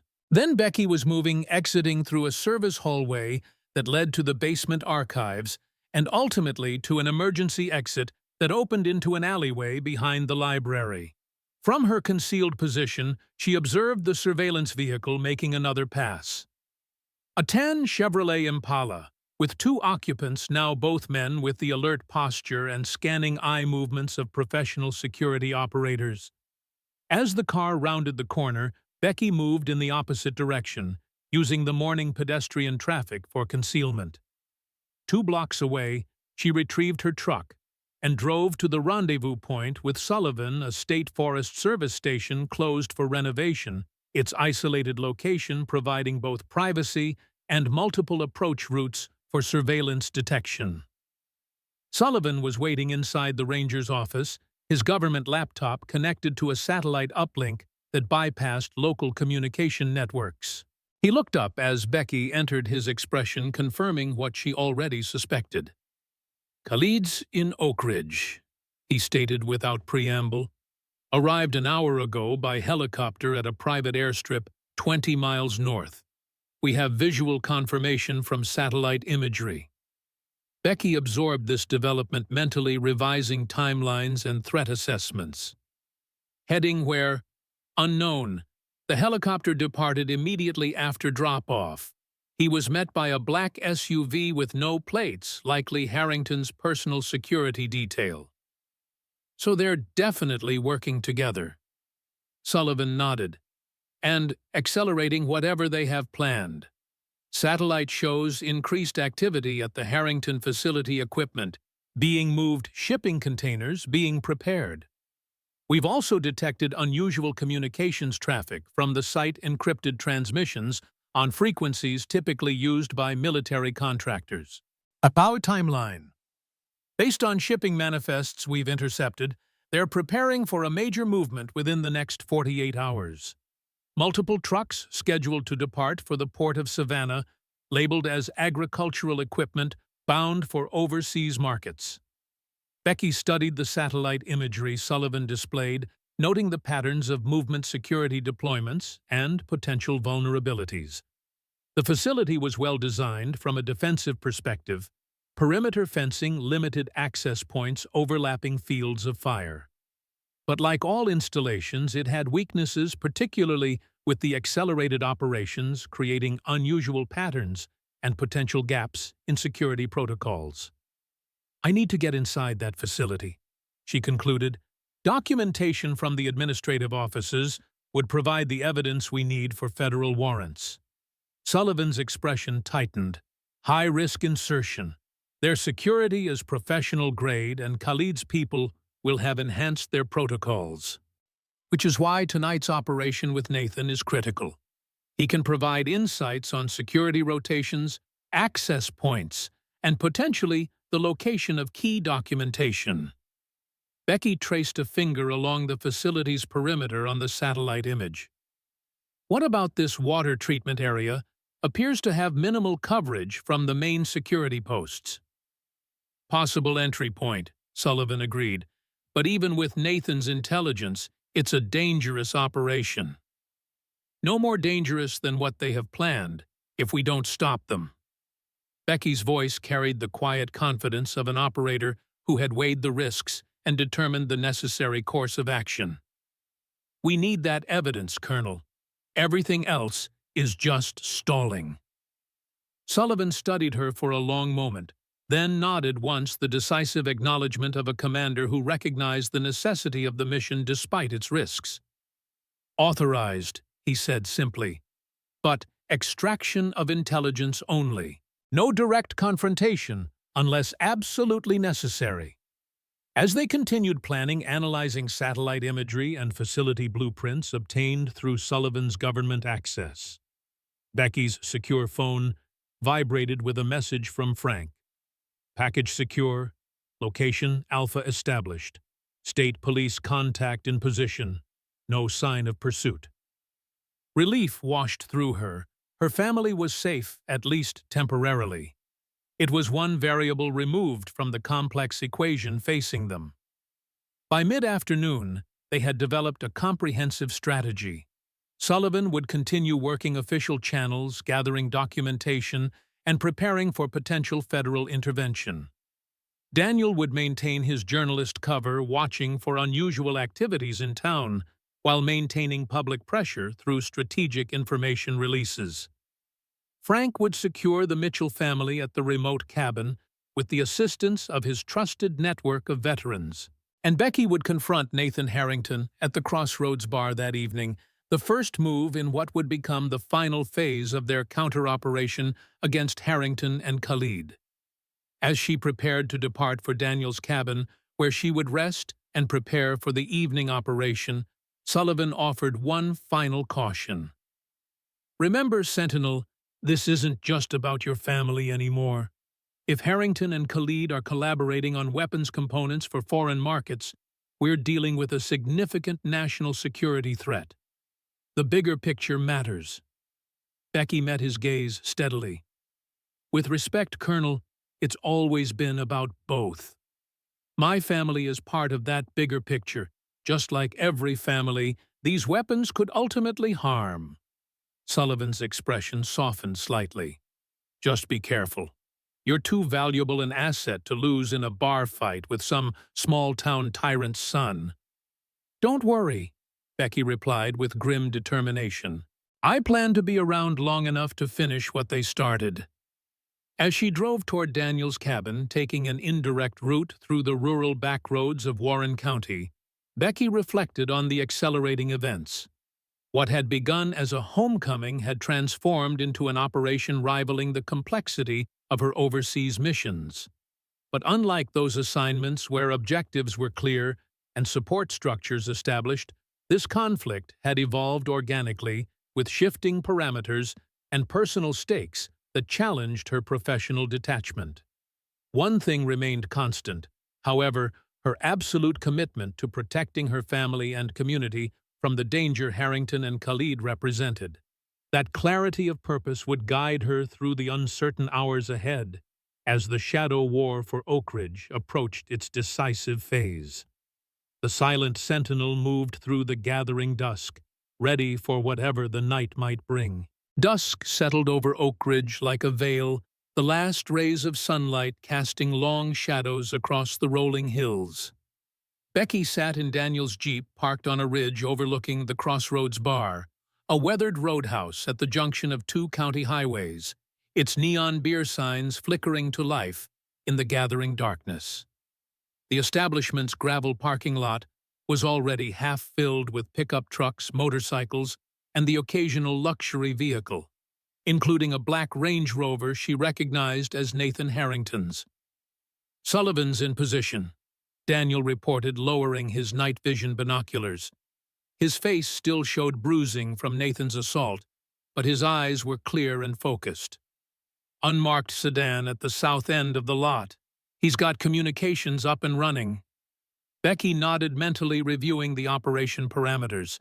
This wasn't a mission briefing in some secure facility overseas with specialized equipment and tactical teams standing by. Instead, she was working with a journalist nursing bruised ribs, a retired Green Beret, and a military intelligence colonel operating on the margins of his authority. Limited resources for a high-stakes operation, but she'd worked with less. Remember, she said to Daniel, this is intelligence gathering only. Your job is to approach Nathan play to his ego, suggest you're reconsidering your opposition to his father's projects. Get him talking about shipments, schedules, anything that indicates operational timelines. while you maintain overwatch," Daniel added, ready to intervene if things go sideways. "Only if absolutely necessary. Better to abort than escalate." Becky checked her secure phone full-signal direct line to Sullivan if needed. "How's the pain level?" Daniel shrugged, then winced slightly at the movement. "Manageable. 4 ibuprofen and sheer stubbornness." "The stubbornness will get you further than the pills," Becky observed with a hint of a smile. "You sure you're up for this?" "Nathan won't expect me back so soon after our last encounter," Daniel replied. "That gives us an advantage. He'll be thrown off balance, curious about why I'd approach him again. His ego won't let him ignore me, especially in his territory where he feels powerful." It was a solid assessment. In Becky's experience, men like Nathan Harrington were predictable in their arrogance, their need for dominance and validation creating exploitable patterns. "Stick to the cover story," she reminded him. "You're worried about your paper's financial stability, reconsidering your stance on economic development, looking for an inside track on when the jobs might start flowing. Nothing too eager, just a journalist hedging his bets." Daniel nodded, then glanced at his watch. 9 o'clock. He'll be on his second drink by now, relaxed, but not impaired. Perfect timing. They separated as planned. Daniel would enter through the front, maintaining his public persona as the local journalist. Becky would take a more discreet approach using the rear service entrance that Sullivan's reconnaissance had identified. Her role was to monitor from a distance, ready to extract Daniel if needed, but otherwise remaining invisible. The bar's interior was typical of rural establishments that catered to a mix of working-class locals and weekend tourists. Wood-paneled walls decorated with hunting trophies and vintage beer advertisements, a scarred bar running along one wall, pool tables in a back room, and a small dance floor where a few couples moved to Tim McGraw's "Live Like You Were Dying" playing on the jukebox. Becky positioned herself in a shadowed booth near the rear exit, baseball cap pulled low, posture casual enough not to attract attention, but with clear sightlines to Nathan's regular booth.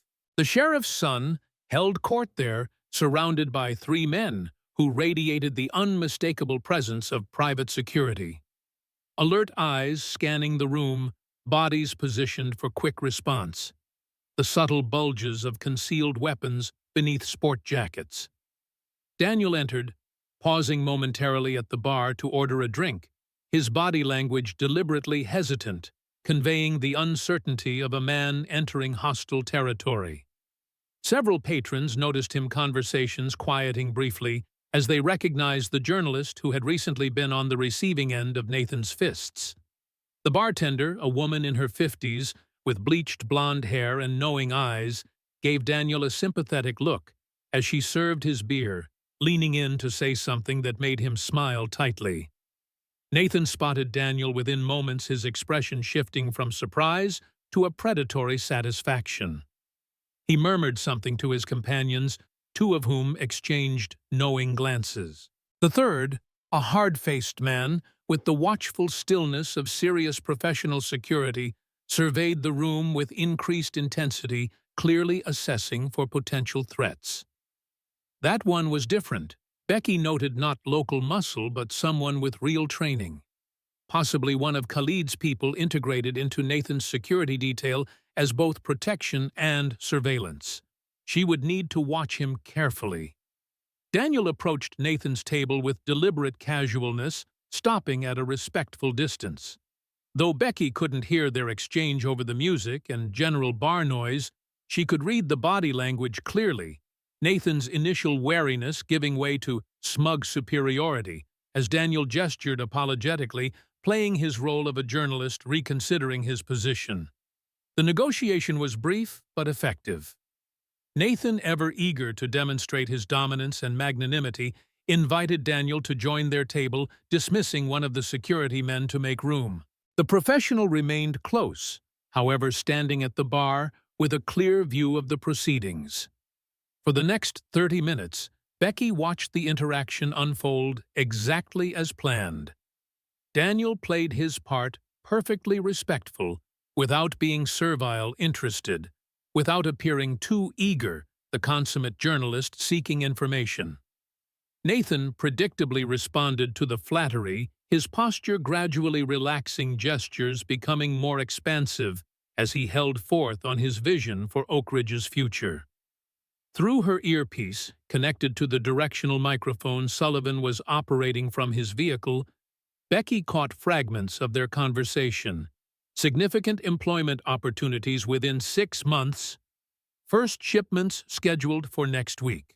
International partners already committed. It was carefully coded language revealing enough to sound impressive without exposing operational details. But as Nathan's drinks accumulated, his caution began to erode a predictable vulnerability that intelligence operations had exploited since time immemorial.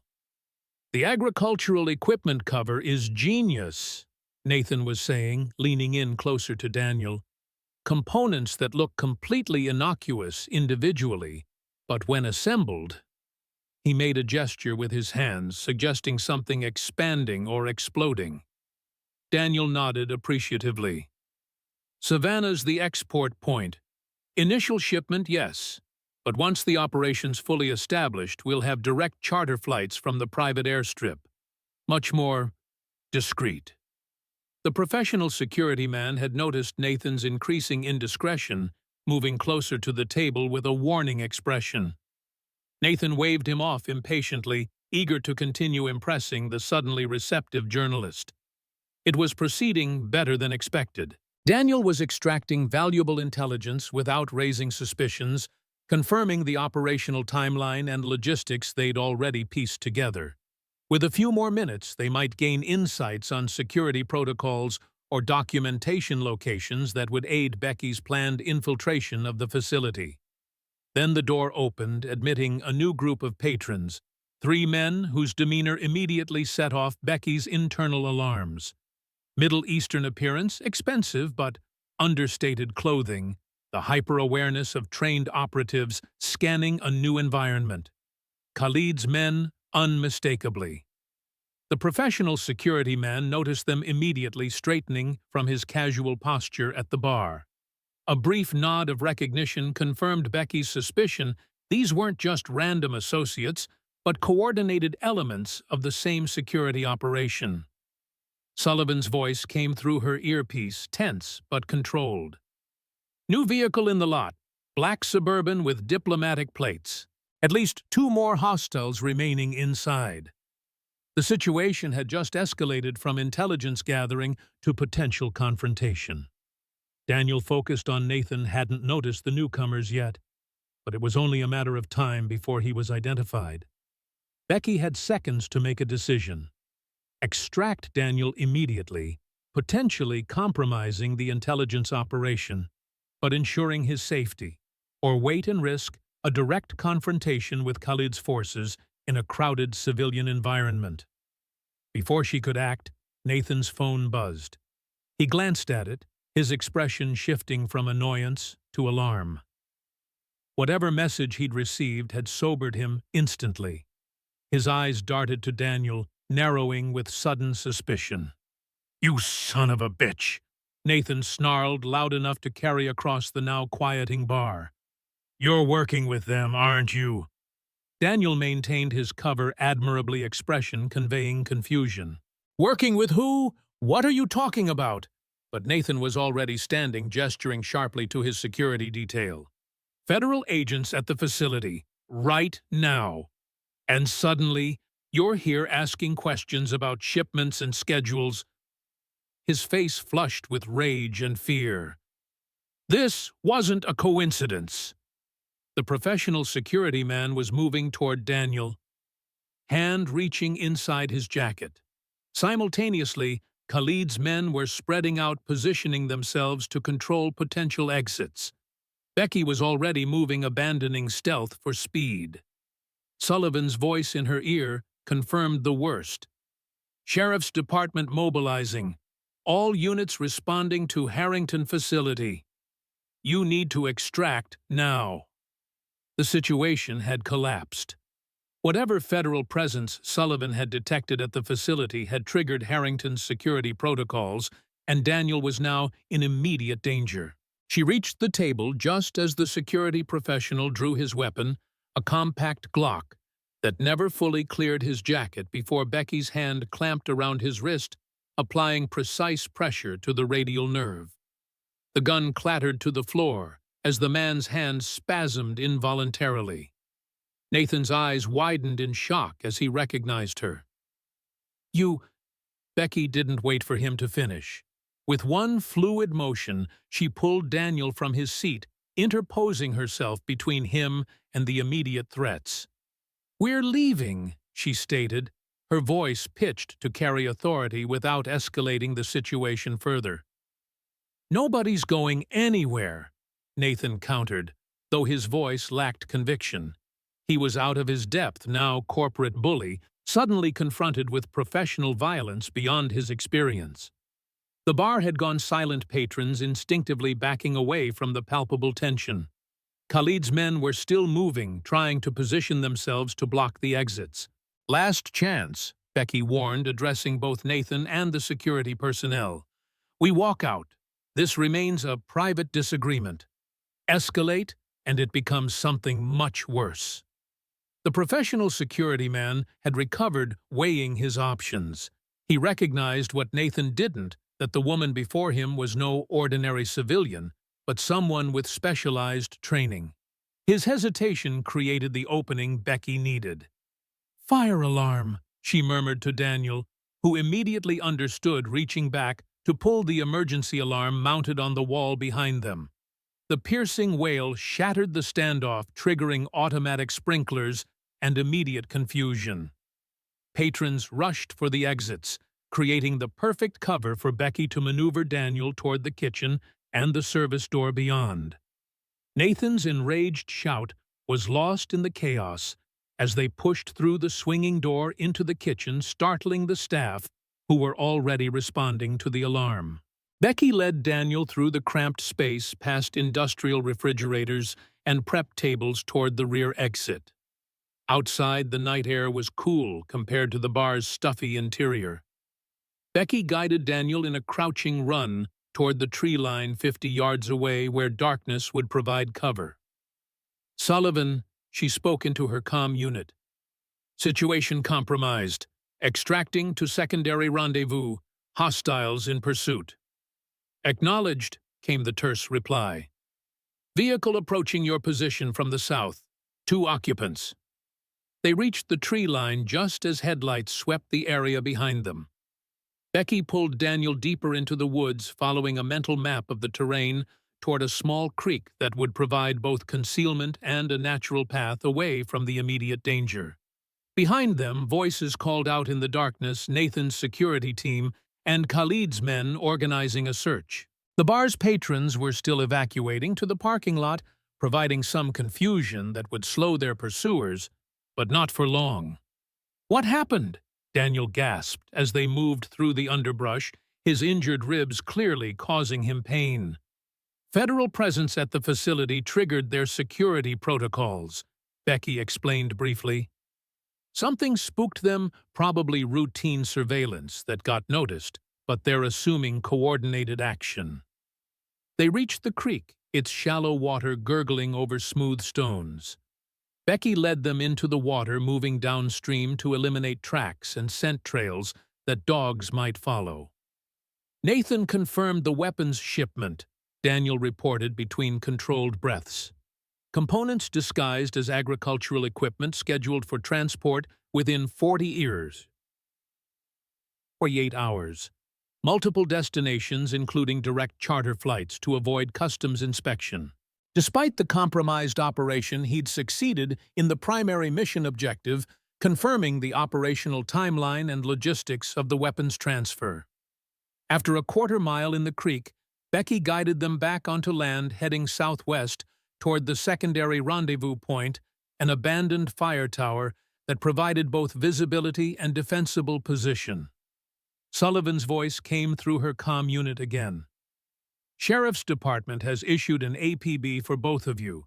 Charges include assault, trespassing, and Suspected terrorist activity. They're setting up roadblocks on major highways. Understood? Becky acknowledged. Status on family. Secure. Frank reports no activity near their location. That was something, at least. Whatever happened next, her parents and Emma were safe for now. They reached the base of the fire tower 30 minutes later, having maintained a grueling pace through difficult terrain. Daniel was struggling, his face pale with pain and exertion, but he hadn't complained once. "Need a minute?" he gasped as they paused in the shadow of the metal structure. Becky nodded, scanning their surroundings with practiced vigilance. No signs of pursuit yet, but that wouldn't last. The tower's metal stairs spiraled upward, leading to an observation platform that would give them visibility and communication advantage. "Can you make the climb?" she asked. Daniel nodded grimly. "Just give me a moment."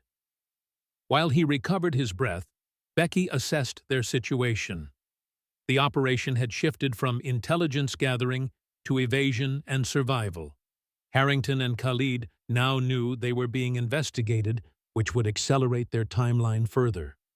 Any hope of a measured legal response through federal channels had evaporated. They would need to obtain conclusive evidence immediately before the weapons components could be moved. "Sullivan," she spoke into her comm. "We need immediate extraction to your position, then forward deployment to the Harrington facility. Tonight." "Negative," came the colonel's response. "Area's too hot. Sheriff's Department has mobilized all units, and Khalid's people are establishing search patterns with professional efficiency. Fall back to tertiary position and await further instructions." Becky recognized the tactical logic, but rejected the conclusion. "By morning, critical evidence will be destroyed or relocated. We lose our window." There was a pause before Sullivan replied. "Sentinel, this isn't your call anymore. We've got confirmation of Khalid meeting with Harrington at the facility right now. This has escalated beyond local operation. Federal response team is being assembled ETA 6 hours. 6 hours. By dawn, anything incriminating would be long gone, and Harrington would have established plausible deniability. They needed to move now, while confusion and urgency were forcing their opponents to make mistakes. "Daniel," Becky said, turning to the journalist who had recovered enough to stand straight, "I need you to go with Sullivan. Get somewhere safe. Compile everything we've gathered, the recording from tonight, the facility documentation, everything." His eyes narrowed. "What are you going to do?" "What I was trained for." Her voice was calm, decision already made. "I'm going into that facility tonight." Daniel started to protest, but Becky cut him off. "This isn't a debate. You've done your part admirably. Now I need to do mine." She helped him up the tower stairs, each metal step clanging softly in the night air. At the top, the observation platform afforded a panoramic view of the surrounding countryside. In the distance, the lights of the Harrington facility glowed against the dark landscape, a hive of unusual nighttime activity. Using the tower's height advantage, she established clear communication with Sullivan, coordinating Daniel's extraction while explaining her intention to proceed with the infiltration, regardless of orders. "This is a direct violation of mission parameters," Sullivan reminded her, though his tone suggested he'd already recognized the futility of trying to stop her. "Noted," Becky replied. "But we both know what happens if those components ship. People die, maybe not today, maybe not in Tennessee, but somewhere. And we had the chance to stop it."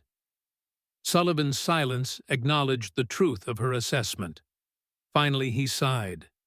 "If you're determined to do this, at least wait for my arrival at the extraction point. I can provide updated satellite imagery and communication support." It was a reasonable compromise. "Agreed, but I move within the hour with or without that support." As they waited for Sullivan's approach, Becky prepared mentally for the infiltration. The Harrington facility would be on high-alert security protocols, enhanced personnel, vigilant for any intrusion. But heightened security brought its own vulnerabilities: personnel operating outside normal patterns, communication channels crowded with urgent messages, decision chains complicated by stress and uncertainty. Daniel watched her preparations with a mixture of concern and admiration. "You know," he said quietly, "when I first met you, I thought you were just a soldier coming home. Didn't realize I was meeting someone who'd walk into a fortified compound single-handed." Becky continued her equipment check without pausing. "I'm just doing what needs to be done." "That's what makes you different," Daniel observed. "Most people see what needs to be done and hope someone else will do it." Below headlights appeared on the access road, Sullivan's vehicle approaching with caution lights dimmed to minimum visibility. Becky helped Daniel down the tower stairs, his movements still hampered by his injuries, but driven by determination. Sullivan was waiting at the base of the tower, his government sedan idling quietly. He took one look at Becky's expression and knew further argument was pointless. "The water treatment facility remains your best insertion point," he conceded, unfolding a satellite image freshly transmitted to his secure tablet. "Security is concentrated at the main entrance and loading docks, but they've added patrols to the perimeter. Timing will be critical." As Daniel settled into Sullivan's vehicle, he turned to Becky one last time. "Be careful. This town needs you to come back." Becky nodded, allowing herself a brief moment of connection before refocusing on the mission ahead. Sullivan handed her an encrypted communication device more sophisticated than her current unit. "Maintain radio silence unless absolutely necessary," he instructed. "I'll monitor from maximum safe distance, ready to extract or support as needed." "And the federal response?" Becky asked. "Still mobilizing. ETA now 5 hours, but they'll need warrants and jurisdictional clearances before they can move. By then it needs to be done," Becky finished. They shared the understanding of operators who recognized when official channels would be too slow for the situation at hand. As Sullivan's vehicle disappeared into the darkness, Becky began her approach toward the Harrington facility. The night had turned her ally a clouded sky, blocking moonlight that might otherwise reveal her movement. She traveled light, only essential equipment, nothing that would slow her or create noise. The facility came into view after 40 minutes of careful navigation through woodland and across open fields. From her concealed position at the edge of the tree line, Becky assessed the situation. Security patrols moved along the perimeter fence at irregular intervals, a sign of heightened alert status rather than routine patterns. Floodlights illuminated the main building and loading docks, where trucks were being loaded with crates labeled with agricultural equipment markings. They were accelerating the shipment, preparing to move the components before dawn. Her window for action was narrowing by the minute.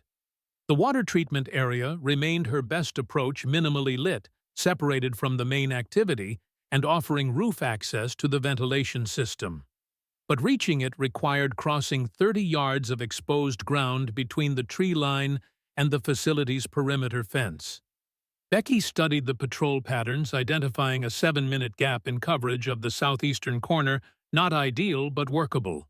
She would need to time her approach precisely, crossing the open ground during that window, then scaling the fence and reaching the water treatment building before the next patrol rounded the corner. As she prepared to move, a helicopter appeared in the distance, its running lights identifying it as civilian rather than law enforcement. It approached the facility from the north, descending toward a small helipad adjacent to the administrative building. Through her night vision scope, Becky observed 2 figures disembark, one immediately recognizable as Richard Harrington, the other a Middle Eastern man in his 50s, whose bearing and features matched intelligence photographs of Samir Khalid. confirmation of their direct collaboration and indication that the operation was reaching its critical phase. The principals wouldn't be on site unless final decisions were being made and shipments prepared for immediate departure. The helicopter lifted off again, banking away from the facility and disappearing over the ridgeline to the east. Harrington and Khalid entered the administrative building surrounded by security personnel. Becky waited for the next patrol to pass, then moved. Crossing the open ground in a low sprint, she reached the perimeter fence, just as clouds momentarily obscured the quarter moon, providing additional concealment. The fence presented minimal challenge to someone with her training, 12 feet of chain link topped with razor wire, but with structural weaknesses at the support posts. Within seconds, she was over the fence and moving toward the water treatment building, using shadows and equipment installations for cover. A patrol passed 20 yards to her right. The guards focused on the perimeter, rather than the already secured interior space, another exploitable gap in their security.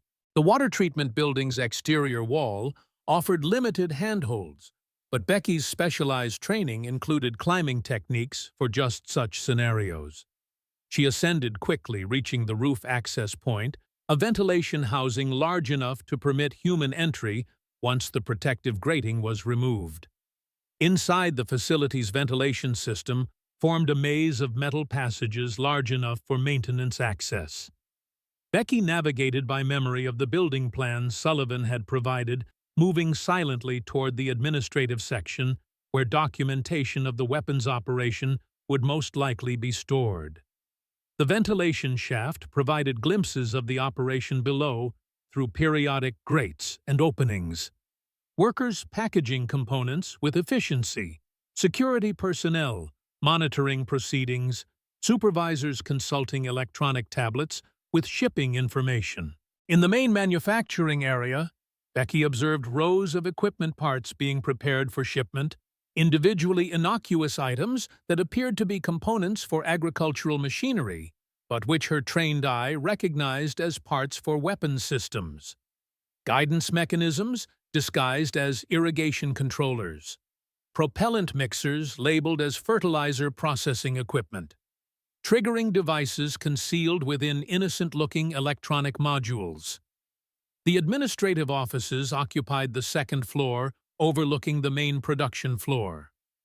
Through a ventilation grate, Becky could see what appeared to be the facility manager's office, darkened now, but likely containing the documentation they needed.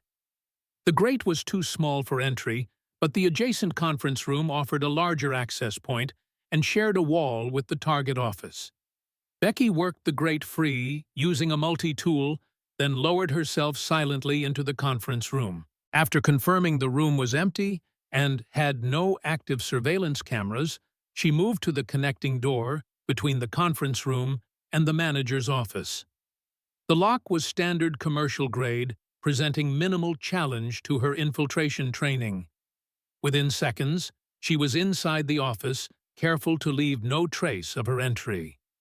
The space was meticulously organized filing cabinets along one wall, a large desk with dual computer monitors, framed certificates, and company photographs on another wall. Becky moved directly to the computer connecting a specialized drive that Sullivan had provided designed to bypass security and extract specific categories of files without leaving digital footprints. While the drive worked, she examined the filing cabinets, quickly locating a section marked Project Harvest, likely the code name for the weapons operation. The files contained exactly what they needed, technical specifications for the agricultural components that clearly revealed their true purpose as weapons parts shipping manifests, showing international destinations with known connections to terrorist organizations, financial transfers through shell companies linked to Khalid's network. Using a specialized camera designed for document reproduction, Becky photographed key pages, ensuring each image was clear enough to serve as evidence. The computer drive completed its extraction simultaneously, having located additional digital documentation that would complete the evidentiary package. Mission accomplished, she prepared to exit and then froze as voices approached from the hallway. Two men speaking Arabic, accompanied by a third voice she recognized immediately, Samir Khalid. "The components will be ready for inspection by morning," Khalid was saying as the group paused outside the office door. "Final testing is complete, packaging underway. Your employers will be satisfied with the quality." "And the transport security?" one of the Arabic voices asked. "After the Syria incident, there are concerns about American interference during transit." "That incident was an unfortunate aberration," Khalid replied, his tone hardening slightly at the reminder of his previous failure, the operation Becky had disrupted. "The operative responsible has been identified and will be neutralized. Meanwhile, our shipping arrangements have been completely revised. Multiple decoy shipments, fragmented routing, specialized containers that defeat standard scanning technologies."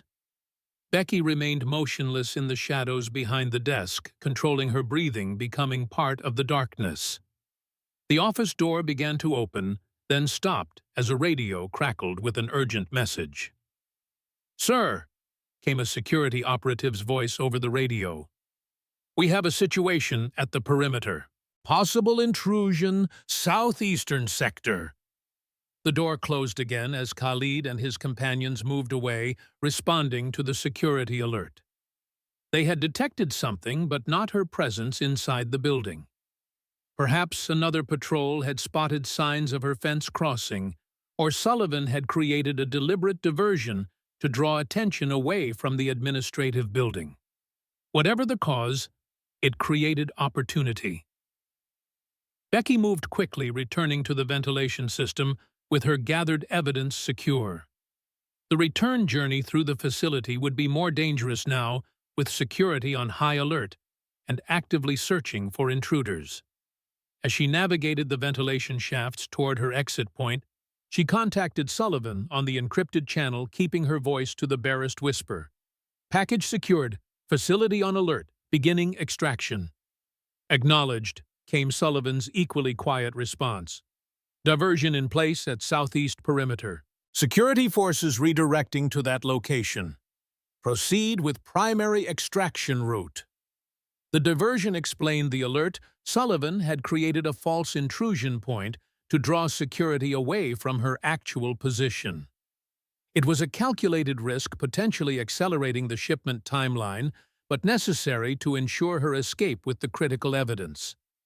Becky reached the water treatment building's roof access point and paused to assess the exterior situation.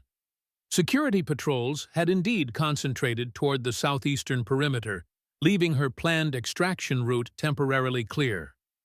The loading docks remained busy, accelerated activity, suggesting they were preparing for immediate shipment now that a security breach had been detected. She began her descent from the roof, using the building's shadow for concealment. The 30 yards of open ground to the perimeter fence now presented an even greater challenge, with security on high alert. Timing would be critical. Halfway across, floodlights suddenly swept the area, not directed at her, but activated as part of the general security response. Freezing in place, Becky assessed her options. Movement now would almost certainly attract attention, but remaining exposed was equally dangerous. The decision was made for her when the facility's alarm system activated its wailing siren, drawing all eyes toward the main building. Sullivan had escalated the diversion, creating chaos that could cover her escape, but would certainly accelerate the weapons shipment. Using the moment of confusion, Becky sprinted for the fence, clearing it in seconds, and disappearing into the tree line beyond, just as security personnel began to respond to the new alarm. Within minutes, she had put significant distance between herself and the facility, moving with the swift efficiency of an operator trained for extraction under pressure. Sullivan was waiting at the predetermined rendezvous point, engine running, ready for immediate departure. "Federal response team diverted to facility," he reported as Becky entered the vehicle. "ETA now less than 2 hours. Sheriff's Department vehicles also responding, creating jurisdictional confusion that works to our advantage." The evidence, Becky handed over the specialized drive and camera containing the documentation they'd sought. Sullivan examined the materials briefly, then secured them in a specialized container. This is what we needed: complete documentation of weapons components, shipping arrangements, financial connections to known terror networks. More than enough for federal warrants and international terrorism charges. As they drove away from the area, Becky's secure phone vibrated with an incoming message, a simple text from Frank Daniels. Family secure. No activity near location. Relief washed through her, but it was tempered by the knowledge that the threat remained active. Harrington and Khalid, now aware of the security breach and impending federal response, would be implementing contingency plans, possibly including direct action against those they perceived as threats.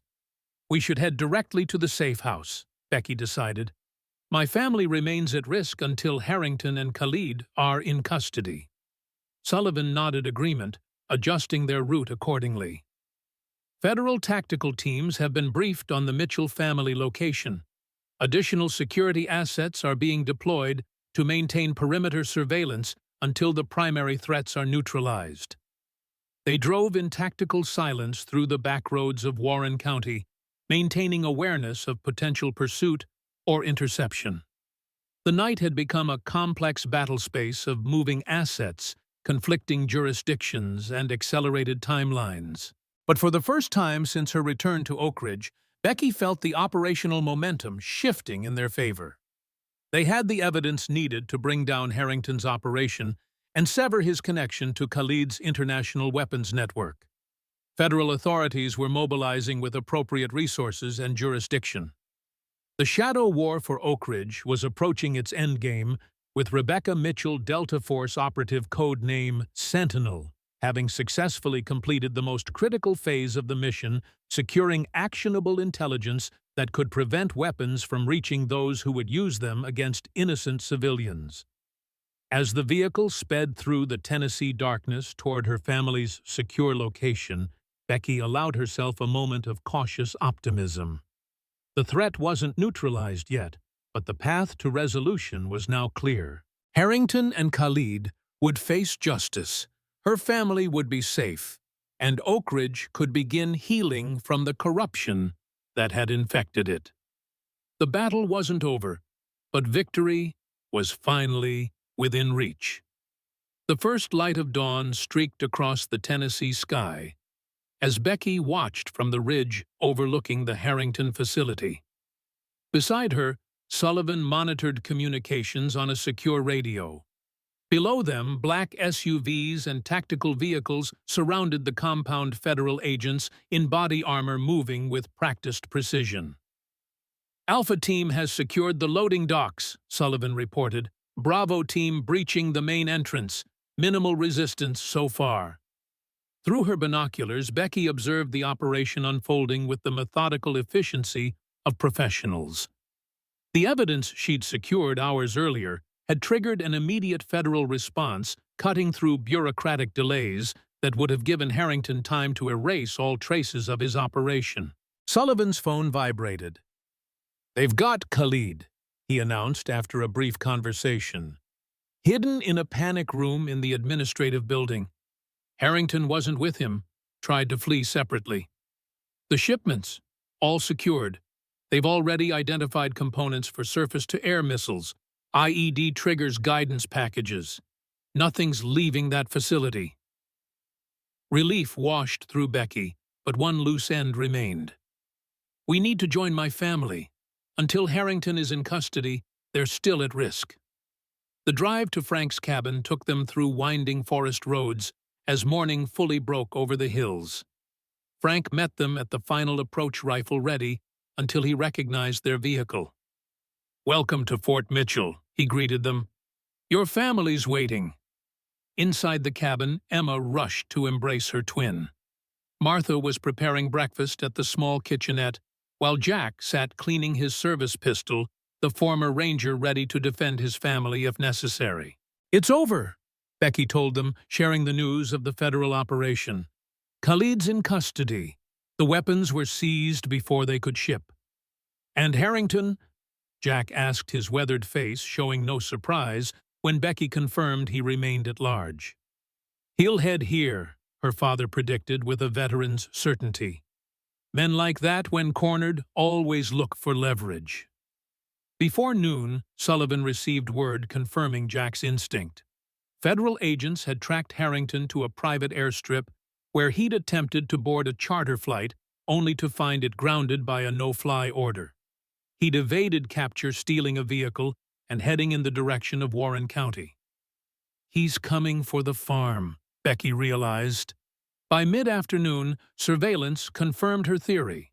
Richard Harrington was spotted on the Mitchell property, sitting calmly on the front porch, as if waiting for their return. When they arrived, he rose to greet them with the calculated composure of a man who still believed he held cards to play. "It's over, Richard," Sullivan announced as they approached. "Federal agents have your facility, your operation, your partner. The evidence is secure." Harrington smiled thinly. "Perhaps, but I still have this." He revealed a remote detonator. "Enough explosives at your evidence storage to eliminate it all and anyone processing it." Becky had anticipated this contingency. While Harrington delivered his ultimatum, Frank activated the signal jammer he'd retrieved from his equipment trailer technology designed for simulating military operations in film productions. "Can you?" Becky asked, watching Harrington's confusion as he repeatedly pressed the unresponsive detonator. "Or has that option been removed?" The arrest that followed was anticlimactic. A once powerful man reduced to handcuffs and Miranda rights, led away by federal agents who had converged on the Mitchell farm. In the months that followed, Oak Ridge began its healing process, the community slowly rebuilding what Harrington had threatened to destroy. With both Harringtons and several corrupt town officials facing federal charges, a special election brought Bill Stewart into the mayor's office, the shopkeeper's integrity and deep roots in the community making him the natural choice to lead Oak Ridge's recovery. Judge Williams, who had helped secure Emma's release, stepped in as interim sheriff until proper elections could be held. The federal government placed the Harrington facility under temporary receivership, retaining the legitimate manufacturing jobs while dismantling the weapons operation. A thorough environmental assessment, led by Emma and her activism group, ensured that contamination from Harrington's operations would be properly remediated, with clean water once again flowing through Oak Ridge Creek. Downtown businesses began to revive as the monopolistic pressure from Harrington's enterprises disappeared. Stewart's General Store expanded its inventory again, becoming a community hub where residents gathered to share stories and rebuild connections. Darlene's Diner hosted weekly town hall meetings where people could voice concerns and suggestions for Oak Ridge's future. Families who had sold their land under pressure were given legal options to reclaim their properties, with federal assistance programs helping those who wanted to return to farming. Others chose to accept fair compensation and move forward, contributing to the town's renewal in different ways. The Mitchell farm remained a beacon of continuity, with Jack and Martha welcoming neighbors for Sunday dinners, where healing conversations bridged divisions created during the Harrington years. Emma's classroom became a center for civic education, teaching young people about the importance of community involvement and environmental stewardship. Daniel Cooper's investigative reporting earned regional recognition, bringing transparency to Oak Ridge's recovery process and ensuring that lessons from the Harrington era wouldn't be forgotten. His series, When Oak Ridge Stood Tall, documented how ordinary citizens had ultimately refused to surrender their town to corruption. On a warm evening 6 months after Harrington's arrest, the town gathered for the reopening of the old movie theater, restored through a community fundraising effort led by Frank Daniels. As twilight fell and the marquee lights illuminated Main Street for the first time in years, there was a palpable sense that Oak Ridge had not just survived its ordeal, but was emerging stronger, more vigilant, and more united. At the Mitchell farm, the family gathered on the porch one evening, fireflies beginning to appear in the twilight. The FBI director called, Sullivan informed them. They're creating a joint task force focusing on domestic terrorism with international connections. They want you on it, Becky. Based where, she asked. Knoxville, close enough to maintain your family connections while continuing critical work. It was a thoughtful compromise recognition that her effectiveness stemmed partly from the very roots that Harrington had tried to sever. Emma squeezed her twin's hand. You'll take it! Becky looked out across the fields her family had tended for generations, land that would continue in their care now, surrounded by a community reborn through collective courage. I'm staying for a while, she answered simply. There's rebuilding to do here first. Jack nodded approval, understanding that his daughter would always navigate between two worlds, the quiet farmlands of Tennessee and the shadowy battlefields where freedom was defended far from public view.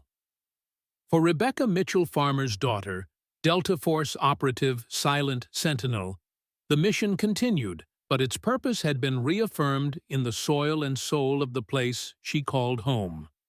And for Oak Ridge, a new chapter had begun built on the foundations of truth, justice, and the unbreakable bonds of community that had withstood their greatest test.